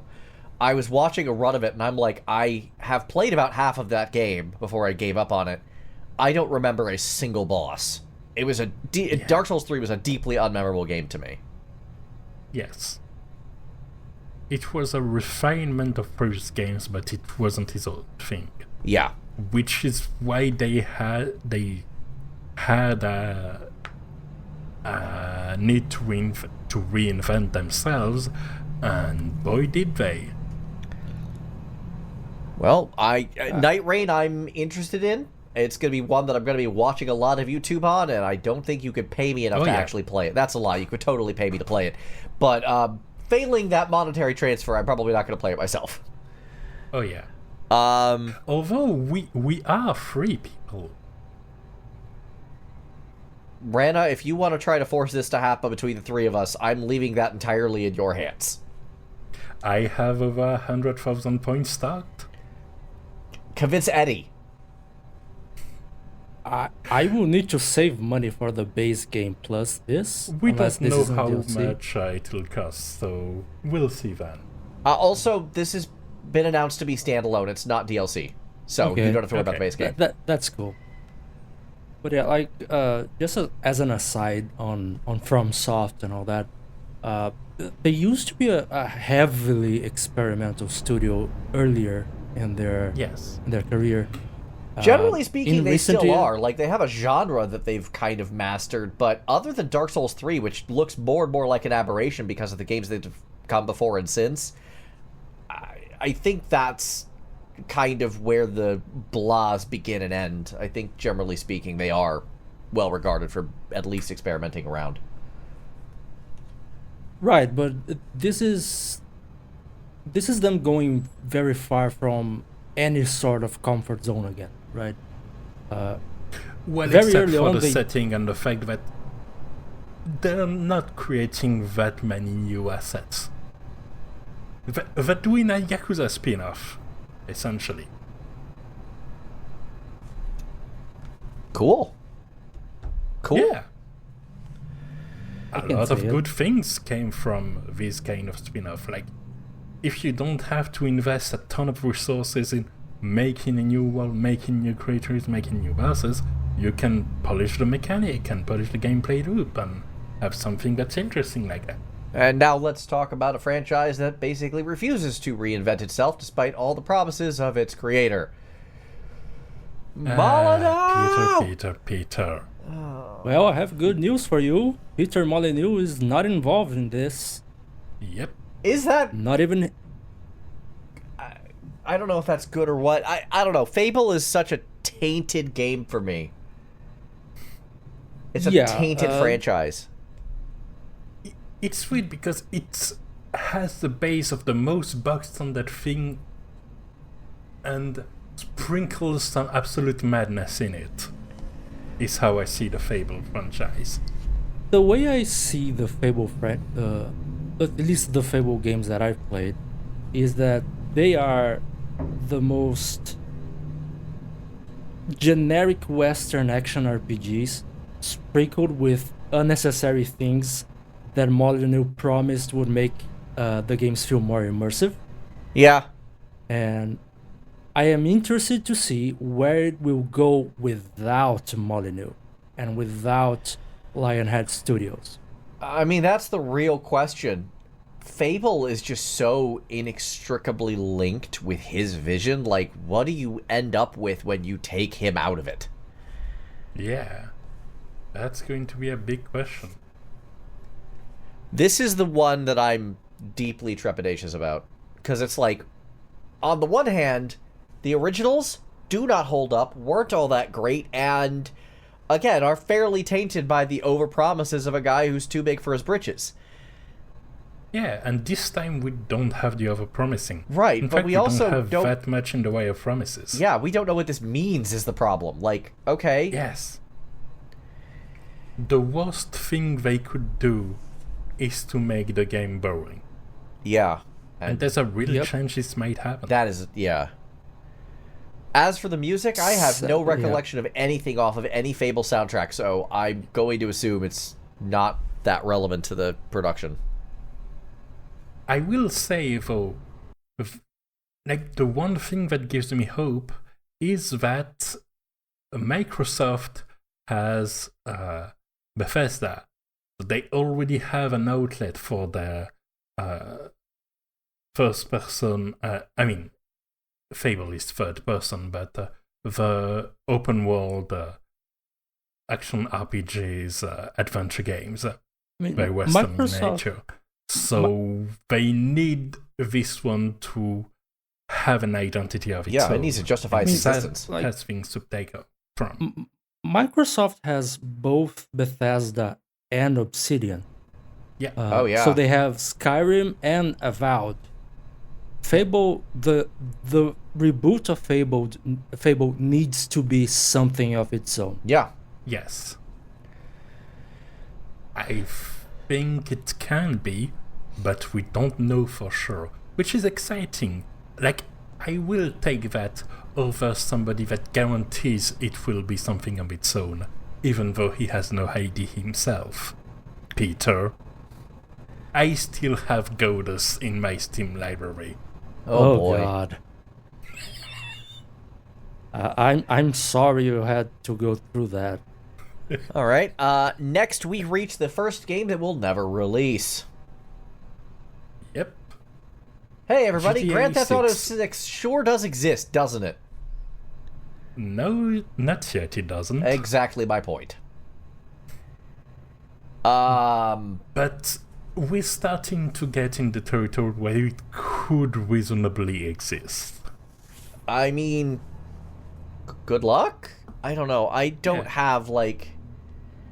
It is hard for me to generate any enthusiasm for Grand Theft Auto as a whole. Oh yeah, I'm not that hyped about it either. It's going to be the biggest thing in the world, and I'm just not going to care about it as much as most people. I guess my thought process is I'm interested to hear what the radio stations are, because a good rock station that's is good. why it's included. That's why basically I my put it thought. there. Because, Yeah, no, I understand. That's why you included it. Yeah, 100%. This is the other game along Death Stranding where I'm looking forward and interested in what the license tracks are going to be. Yeah. Yeah, no, that's 100% accurate. I know this would have been more. I would have been more hopeful for this game if I hadn't seen how GTA 5 got treated by Rockstar, with all those shark cards and whatnot. Yeah, and the GTA focus on the Online became a major moneymaker for them, and they're absolutely going to lean into it again. Yeah, exactly. Like, this is not going to be a game. This is going to be a platform with a game in the middle. Mm-hmm. Yeah, it's basically a hyper-violent Roblox at this point. Which, clearly there's a market for that. Not And one I'll be clearly you participating underestimate in, but the hyper-violence of Roblox. Maybe I do. I just know that Vice City, that soundtrack, especially that rock station, let's be honest, if you're listening to the metal station, you're getting the all-time greats. You're getting Maiden, you're getting Ozzy. Oh, yeah. Yep. I hope that, like the last time we went to Vice City, again, at least that station, like, bring on the guitars. Let's hear it. Oh, yeah.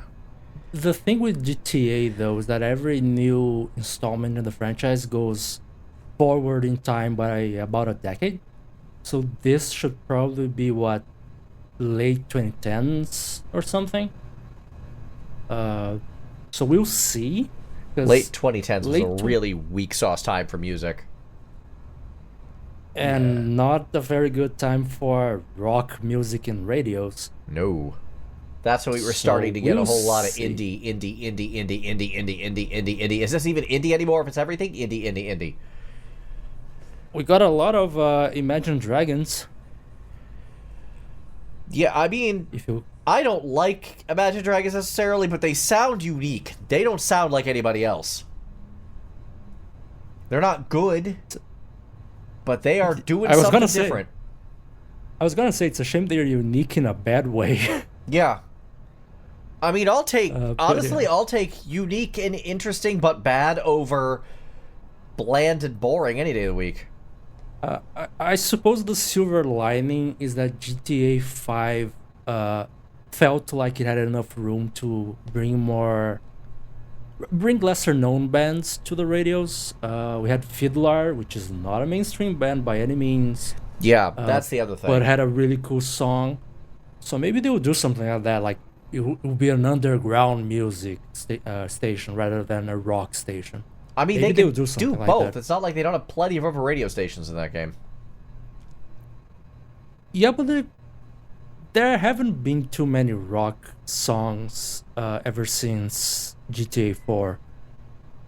So I don't know. Hope for the best, expect the worst is my motto. That's fair. Okay, so Next. we have a surprise, because the only thing that I've heard out of this dev team at all was another frickin' not quite a Porto gacha game. The another DOA Extreme, but now we're getting a new Ninja Gaiden 2? I believe that's from the team that made Blasphemous, actually. What? Ninja Gaiden Ragebound was the Blasphemous devs, yeah. Well, is the Blasphemous devs, yeah. Oh, and here I was hoping for another 3D actual Ninja Gaiden game. That was the other side of the... No, that's a 2D platformer.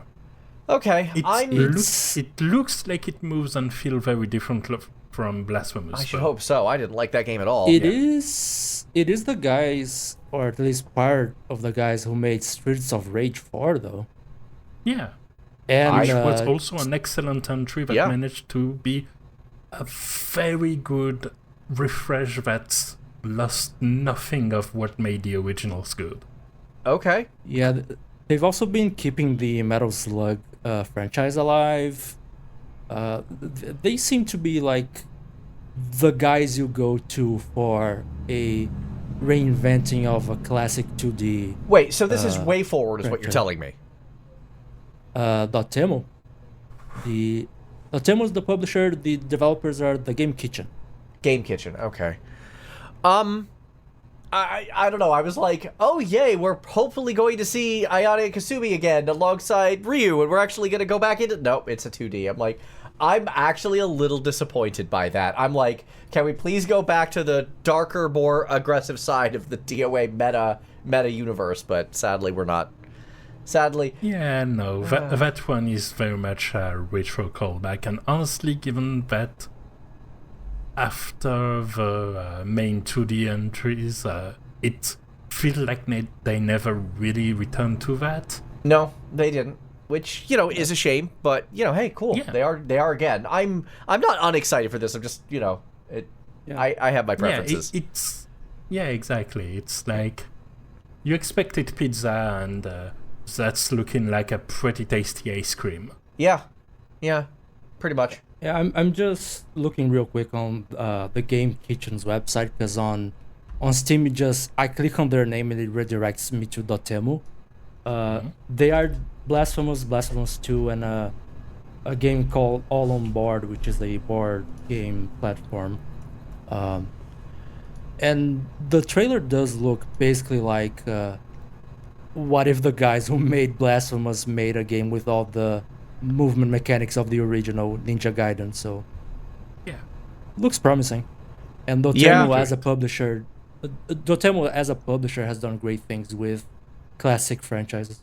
I look forward to them trying for something that's a bit more dynamic and fun. Yeah, this absolutely looks like just an update of the old school Ninja Gaiden. I'm down for it. Yeah, I don't hate this idea at all. And Ninja Gaiden 1 and 2 had some pretty solid soundtracks. Like, okay, here's the bar. The bar is the messenger. I want them to reach messenger level of fun soundtrack. I'd be good with that. I mean as Warriors Orochi has taught me, I am a sucker for a good mix for, I don't know what they call it anymore. It's had a bunch of different names, but Ryu's theme from that. And that was, I think, 1-7 or something like that. Stage 7 in Ninja Gaiden 1. Like, give me a good mix of that, I'll be happy. Yeah. I mean, the trailer that's on Steam has a really cool shredding guitar, so I expect at least a little bit of metal. Great. Cool. Okay. Pokemon Legends ZA, namely. Another of the Legends spin-off like Legends Arceus, except this one is apparently happening in the one region that didn't have a re-release game or a DLC pack. And has the frickin' Millennium Tower in the middle of it. Let's just call that what it is. No, I think Carlos has the Eiffel Tower at the center of it. Although it wouldn't have been... Like, maybe it's around its construction, I'm not sure of it, because this is happening in what looks like the 1800s, but in Pokemon Land. I really liked the first Legends game. Yeah. I was a big fan of that one. It seemed, by all accounts, like the kind of breath of fresh air the franchise needed, like 10 to 15 years ago. Oh, yeah. And so if they're also doing something interesting, that's okay. To pick up the easy low-hanging fruit, making this game interesting is how you fight Palworld, not in court. Yeah, no, I completely agree. Yep. The fact that Palworld is filling a niche that Pokemon failed to fill for a very long time is one of the reasons for its success. And if it's the kick in the butt that they needed all along, good. Yeah. Competition breeds innovation. Yes. Next. Yep.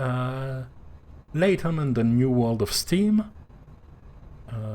I think for a while, like, they focused a lot on the DS and the 3DS, and then there was like one phone game, but they they had a time when they released a lot of Layton games, and then we had a bit of a dry spell. So looking forward to that one. And the Professor Layton games have had a surprisingly enjoyable soundtrack. I have no real Both comment on with, this. I'm right then. not really I've familiar heard with them. some of the songs. I've enjoyed the songs I've heard, but I've Yeah. never played the games in the franchise. So, no strong opinions, but I'm sure I'll enjoy some of the songs. Again. Excited for a good Layton. Although I haven't played a lot of the game in the series, only the first one and the Phoenix Wright crossover. But yeah, it's good, like old-timey city song with lots of accordion and stuff, and the setting that is more steampunk than ever seems like it would be conducive to some fun tunes. Then we have Promise Mascot Agency. What the heck is this? That is a weird game where you are going through the deep Japanese countryside with your mascot, a severed thumb, a cartoon severed thumb. Also, you are next Yakuza. Cool. This is one of the this is the game I'm looking forward to the most. Really? Yeah, it's interesting. I think it's made by the studio that worked on Ghostwire Tokyo. Okay. That's interesting. Ghostwire Tokyo looks like a really fun game. I never actually played it, even though it's on the Game Pass. But it looks really, really fun. What? I hadn't heard of this one though. Yes. What am I looking at right now? What the hell is this? Wow, this is a wacky looking game. Very, very Japanese. Yeah, this looks like...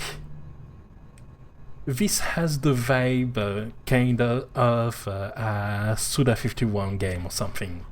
That level of weirdness. That level of weirdness doesn't seem like it has that level of violence. Though the giant finger in the back of the pickup truck is definitely a vibe.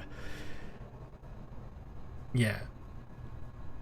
So yeah, I'm really looking forward to it, and I expect there's going to be some comfy tunes and maybe even some cheesy moment. Like, if you go in Japanese countryside and Grizzly Yakuza, the possibility of CD karaoke songs is pretty high.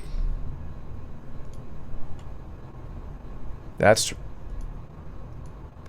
That's true. I honestly don't know what to think of this one because it's wild.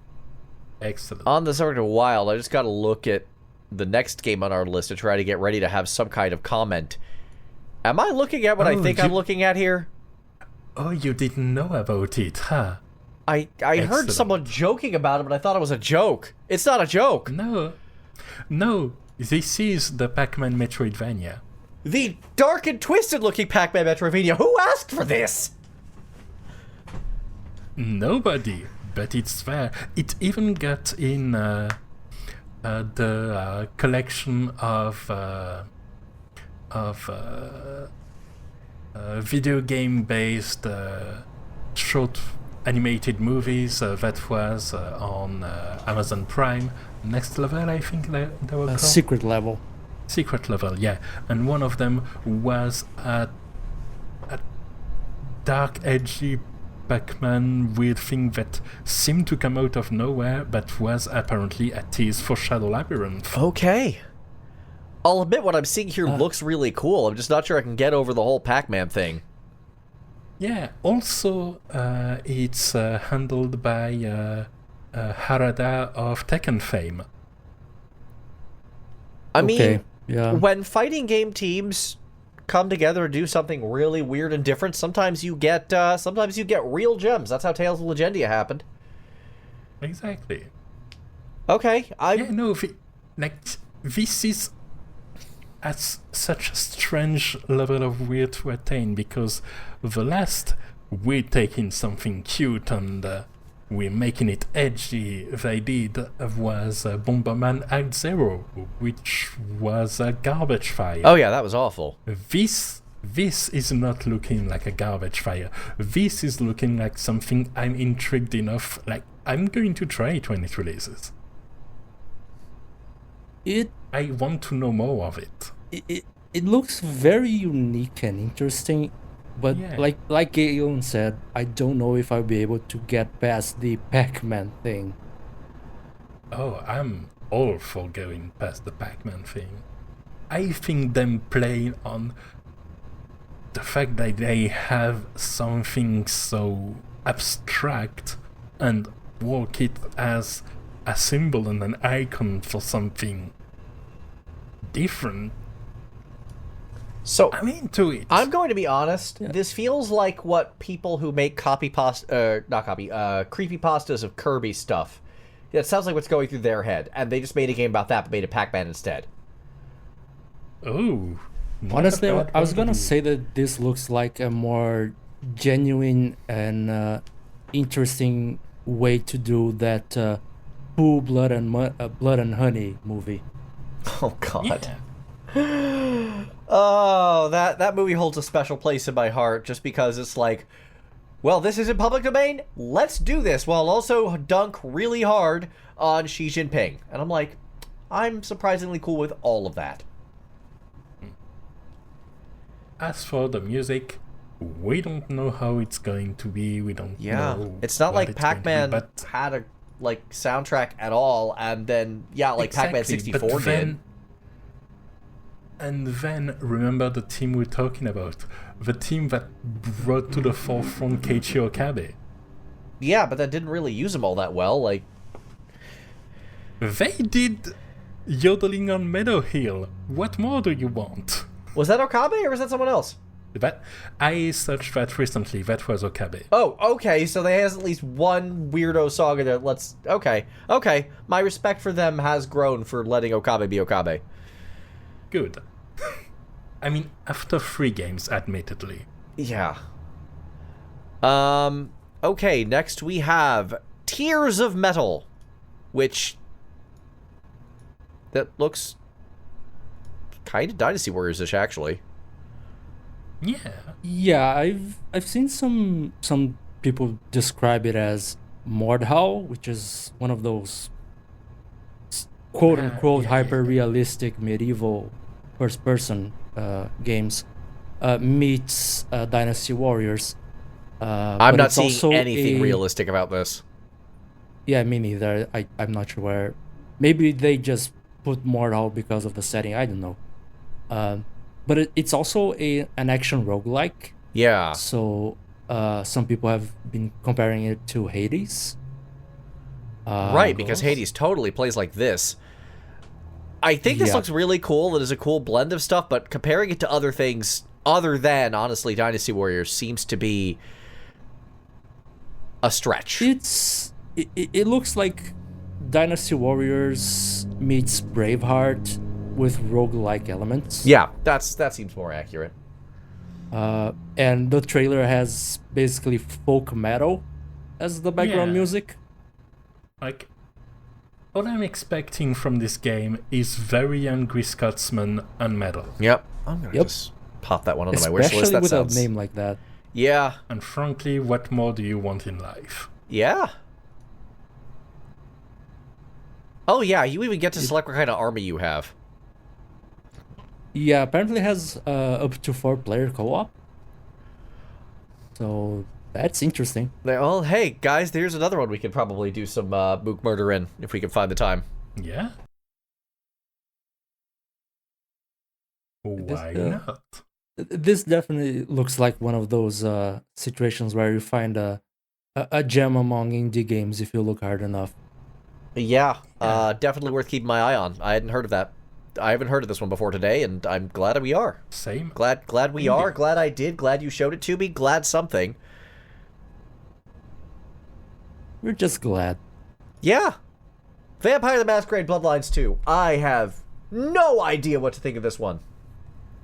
Yeah, this is the second game on the list that is totally a real thing that will get released. Yeah, promise, trouble guys. development for sure. Yeah, it's in here because the first game did some really good stuff with the ambience and whatnot. Well, yeah. And the licensed soundtrack. That too. Like, that club sound good. That club went hard. The only things I really know about the first one, it's a classic. 2, Grey Delisle's in it and apparently plays the most famous character in it. And 3, you can play as a Malkavian with all the craziness that entails. Yep. And I think they're keeping the Malkavians for the sequel as well. They better. That was one of the most iconic things about the first one. Yeah, even though I went for another icon, I played as a Toreador, and the thing is that there was a bug with them, which meant that I didn't realize until I read on it that there was an armor system, because Toreador just couldn't because of a bug. The game was horrendously buggy. Yeah, I believe that. That it was. Unfinished levels of buggy. I think it was one of the last games of Troika. Oh yeah, I they closed the recall door, they threw it under the door as it closed. Yeah, basically. I guess the sequel also continues the tradition of trouble development in that regard. The vampire curse is real. Didn't Obsidian publish a Werewolf the Apocalypse game not terribly long ago, like a few years ago? That rings a bell. I don't know if it was Obsidian. I feel like Steam says developer Cyanide Studio, publisher Nacon. It's Werewolf the Apocalypse, Earthblood. I seem to recall that Obsidian had something to do with it, not like a main capacity, but in somewhere along this line. I seem to remember they have some involvement somewhere. Maybe a writer involved, something like that. But I remember being intrigued by that one because it actually used the Werewolf the Apocalypse character sheets as your stats, which I thought that was a neat touch. Indeed. It's I don't know what to think. Positive on Steam. I don't know what to think about this one at all. I got nothing. Yeah. Yep. Yeah, this then is... how about we move on to the rest of the Magical Christmas Land? Here's a bunch of hypothetical games that may or may not exist that we admit may or may not exist. I'm looking forward to Exodus, which is the new RPG from former Mass Effect devs. Yeah, this one, I think I acknowledged that it existed once and it completely left my radar somehow. Mostly because, nothing really has been released. There's occasional teaser trailers, but, generally speaking, where we're at right now, there isn't enough information to really show off. Yeah. We have a game that Zeril begged us not to add onto this list. Silk Song, which is not a game that's real. Yep. I'm sorry. It just will never appear. I'm not even going to... Yeah. I'm not even going to make the joke. Exactly. It's there because it was mentioned once 5 years ago. Yep. We next have a game that absolutely does exist. It's just not finished yet, and that's Hades 2. That one is out on some level, and it's apparently quite good. And I can already tell you that the soundtrack is very, very good. As I'm aware, you showed off a couple pieces of it, and I'm looking forward to playing it myself once it does get to 1.0, which could feasibly be this year. That's not out of the realm of possibility.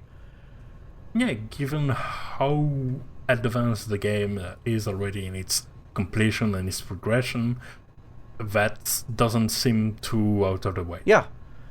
Then we have some other, hypotheticals we all kind of, are thinking of. I feel like there's room for another Warriors game out there, probably a spin-off or crossover.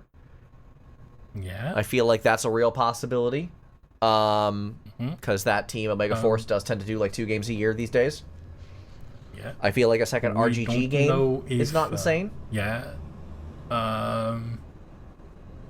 Maybe a bit early, but not too out of the way. Then again, I'm keeping hopes that the next Virtua Fighter could have a 2025 release window, and that's bold. Yep, that's I would count that one as RGG because it is their studio doing this one, which is kind of cool, honestly. Mm-hmm. If there's something new from the Atlas team, like we had Metaphor last year, obviously we had Persona 3 Reload last year, we had SMT5 Vengeance last year, like they had a busy year last year, but I feel like Atlas could feasibly make something happen in the last rigs of the year. That's probably going to have great music. Yep. I would also add a couple games that are in early access and could feasibly come out this year. Go for it. One of them is Wind Blown, which is basically Hades if it was made by the guys who created Dead Cells. Interesting. Okay. Because it was created by the guys who created Dead Cells. Yeah. Basically, the guys who created Dead Cells went on to make Wind Blown, which is in early access, and then they gave Dead Cells to another studio to maintain and create DLCs, and that studio is currently making the Rogue Prince of Persia, which is another game in early access that might come out this year.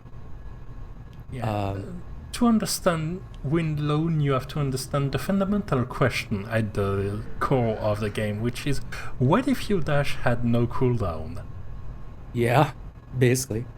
It's very zippy. You just need to not have a biker. To not have a biker, indeed. Yes. You just need to look at the trailer, because the trailer is insane with how the guy dashes around. It's really, really... Seems and really, that's really fun. Just how it plays. That's good to hear. Another game that could feasibly have its full 1.0 release this year, and it's currently in early access, is Path of Exile 2.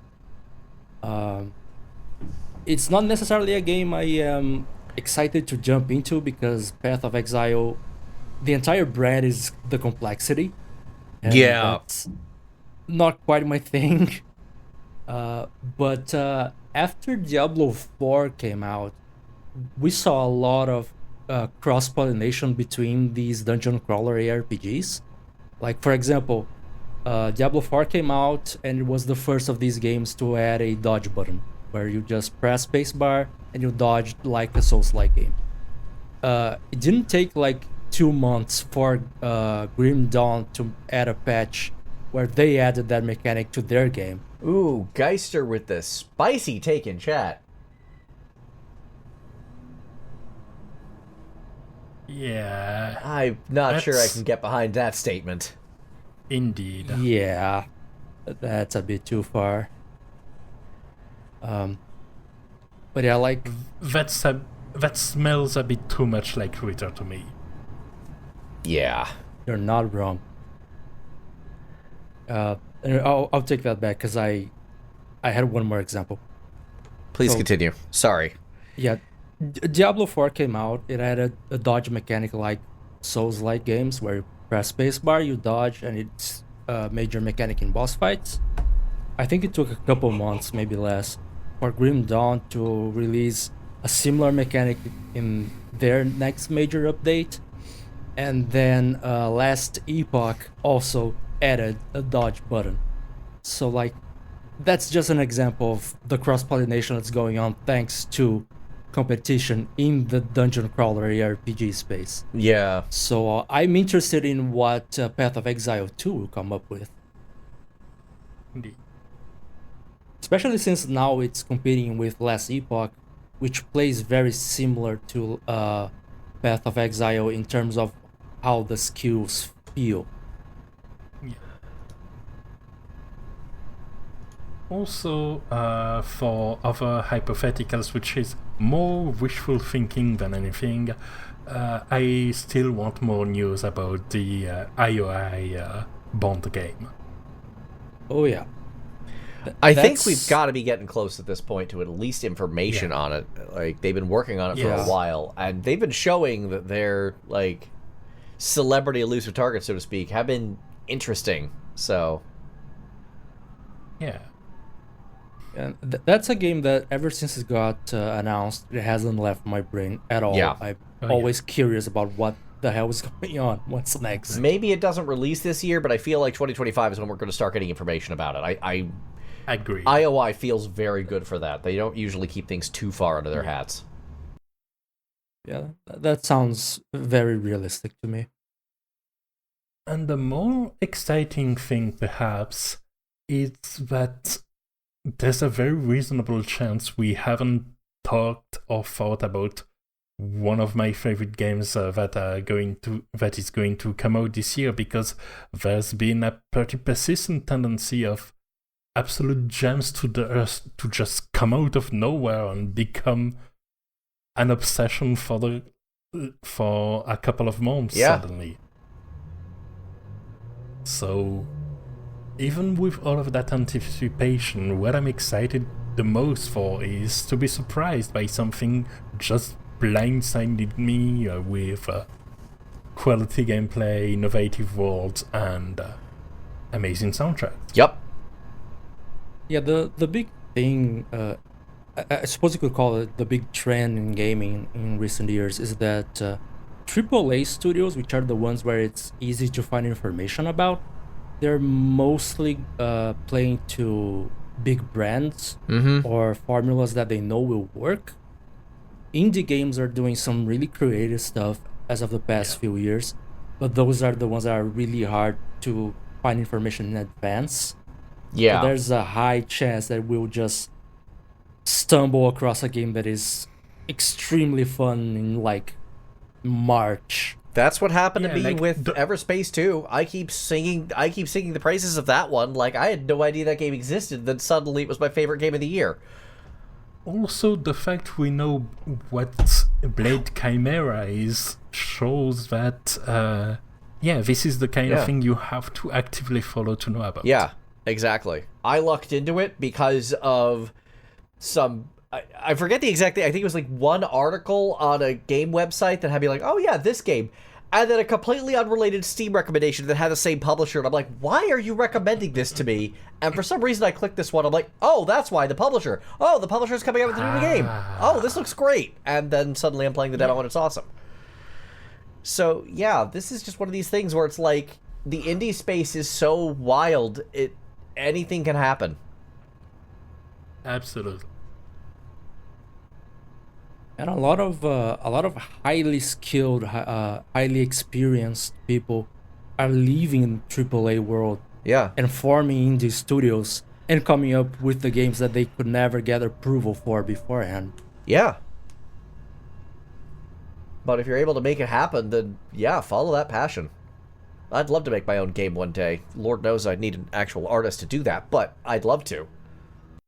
And on that final note, how about we move on to the more recent releases, or all the games that we have been playing recently then? Music Arcade, now playing.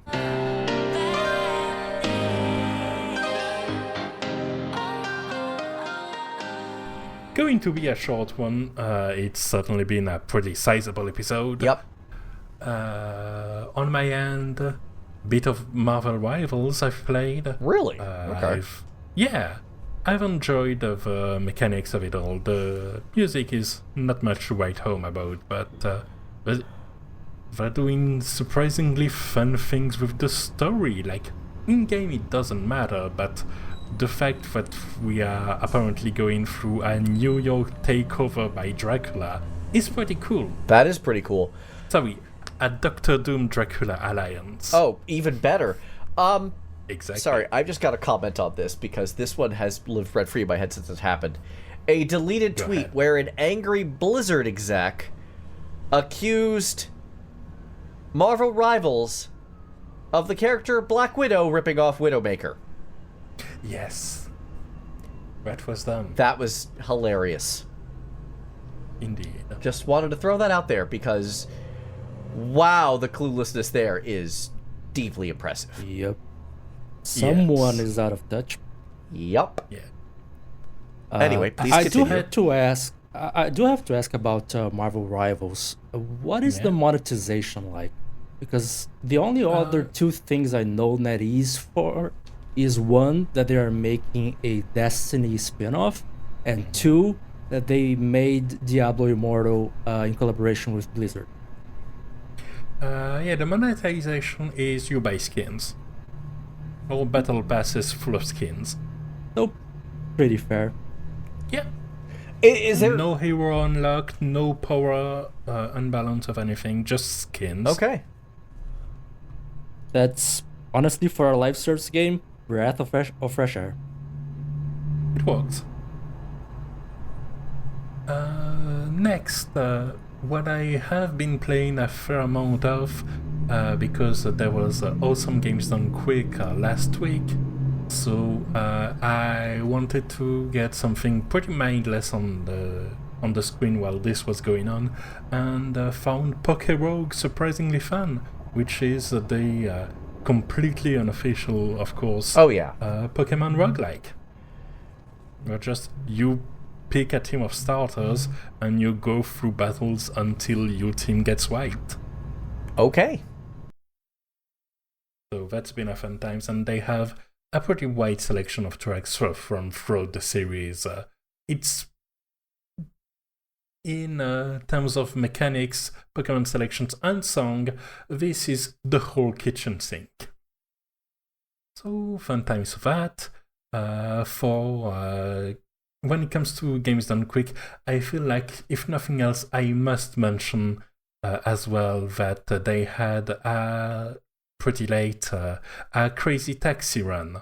Now, the problem with Crazy Taxi and streaming it is that the soundtrack is very recognizable and appreciated, and also will demonetize the thing you are playing it on immediately. Right. So they went around that by having a live band and playing the tracks while the run was going on. And I've seen that run, and it's incredible. It's super fun. The band was very, very fun and very enjoyable. And it worked out wonderfully. So shout outs to that. Perfect. Wonderful little run. Yeah, that and the new Super Mario Bros. Wii also had a run where the speedrunner was running while playing the piano. Yeah. Like, he was controlling with a Joy-Con on his head and another on his foot, and he was playing piano on the side. Yeah, completely on run. And then he did level 1-1 with all that and blindfolded. Yeah, I haven't seen that one yet. I've been going through the there have been AGDQ some backlog. great There's been some good ones. on I AGDQ watched this year. a modded GTA Vice City yesterday that I was so good I just had to post it. Like, y'all need to watch this. Yeah. GDQ's been good. Now that Mike Miyama's out, I feel good about getting back into GDQ again. It's been a fun year this year. It has been. And finally, for a couple of live service mentions, excited for the release of the 3.0 version of Star Rail. Going to bring up some Greek-inspired themes. It's going to be a fun time. And Genshin Impact finally did something people have wanted for a while, which is that they had an event that occasionally come back, which was a rhythm game event, and they just made it permanent. So now you have like 50 tracks that you can select with different difficulty mode. You can select your backing instrument, and you can just play the rhythm game in it. Good. Fun. Good. Good things have happened on that front. And of course, while this has been said, I believe, I feel compelled to say it myself, that the timing for the Zenless Zone Zero Dishonorable mention was very strange, given that the day I bemoaned the lack of credit, they just released the whole soundtrack with complete good credit, and then added some music producer interviews for good measure. I cut out a lot of that, but I think I even had to put in like a disclaimer of like in the last episode, I think I had to record a disclaimer going, this has since changed since this was a problem, so I'm cutting as much of it as I can, but we might reference it. So this turned out to be a very happy ending day. Good. They stopped screwing up and they did the exact right thing, so good for them. Like, exactly. no strife here. You fix the problem. The funniest part of that for me is that since I'm the one who goes through the credits at the end for publishing, I was expecting to find trouble with that one, that was one of the easiest ones to find the credits for in the Yeah, entire episode. Exactly. They did the thing right. Yeah. Good. Good. Next. Well, mine is relatively short as well. I've had a few tests from my postgrad, so not as much gaming lately. Yeah. Yeah. But I did put my money where my mouth is since the last episode, and I bought Mullet Magic, and I played it quite a bit. It is good. really fun. It's basically the original Doom as a roguelite. Except it's sort of a cyberpunk-ish thing. It's basically what if cyberpunk but with Twitch, because the whole thing is that your violence is a Twitch stream, and streamers reacting with emojis is what gives you adrenaline to keep on living. True to real life. Sure, let's go with that. But yeah, it's in terms of plot, it's nonsense. But in terms of gameplay, it's also nonsense, but it's really fun. It doesn't sound like a game that could run on anything other than nonsense. Exactly. Yeah. I mean, it's called Mullet Magic. Yeah. It knows what it is. It knows what it is.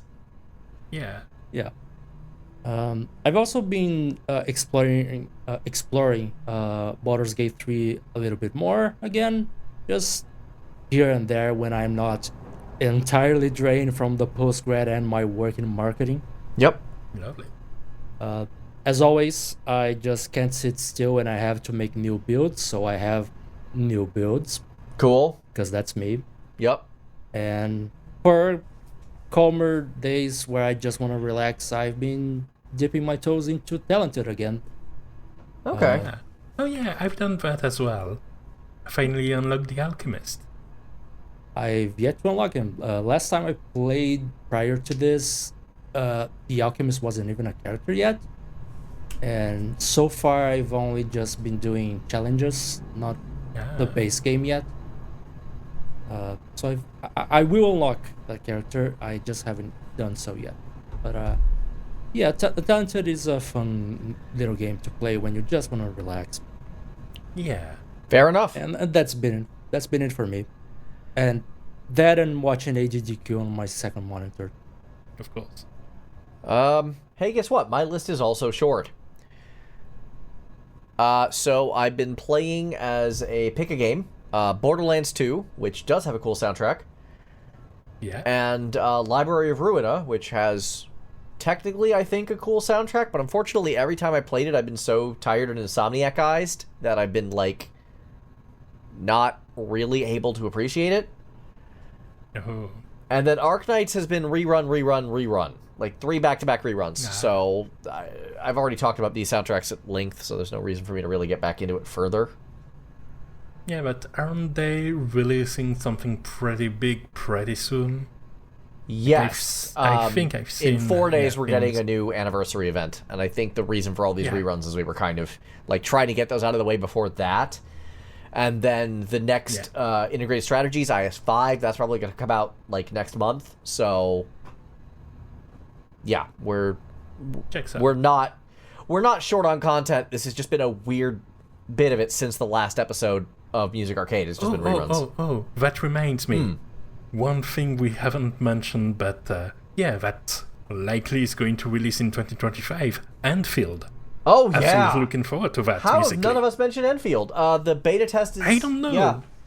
No, that one looks really cool. That one deserves a mention 100%. Yes. I mean, we know what Arknight's music is, and Arknight's Enfield is going to be actually on the PC this time.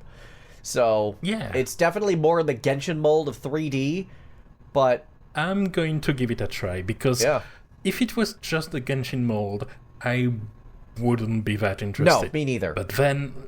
But every time I started with that assumption, 5 minutes later they showed something that completely changes what one might expect. Yeah. So I'm super down for big focus on base building, from what I can tell.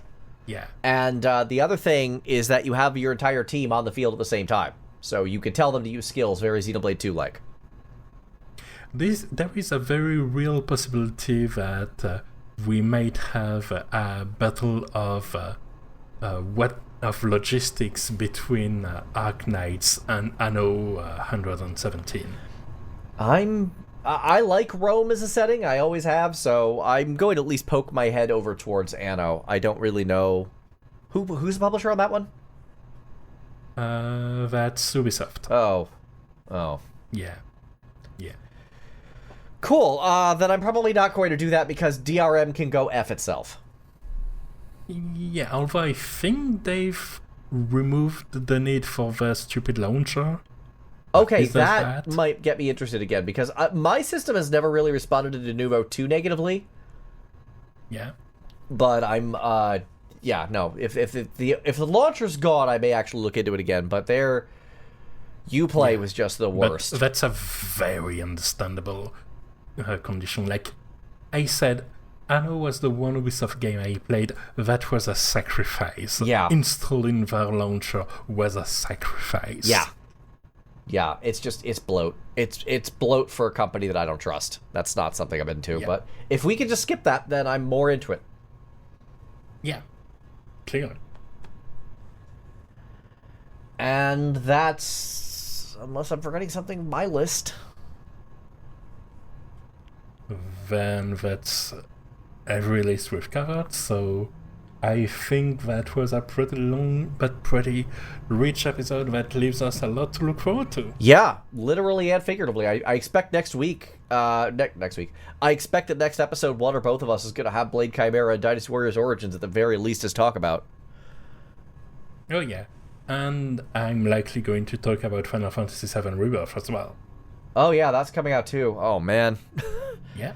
I probably need to play Remake on the PC first, including Integrate, because I've never done that, and then go on to Rebirth. Oh god, I cannot wait for remappable controls. Oh yeah. And with that, I believe that is all the time we have for this episode. Thank you all so much for tuning in. 2025 is looking for a very interesting year for games. Not necessarily a good one, but definitely something to pay attention to. We've been at this for a while, so we will leave you all here. Thank you so much for tuning in. As always, you can find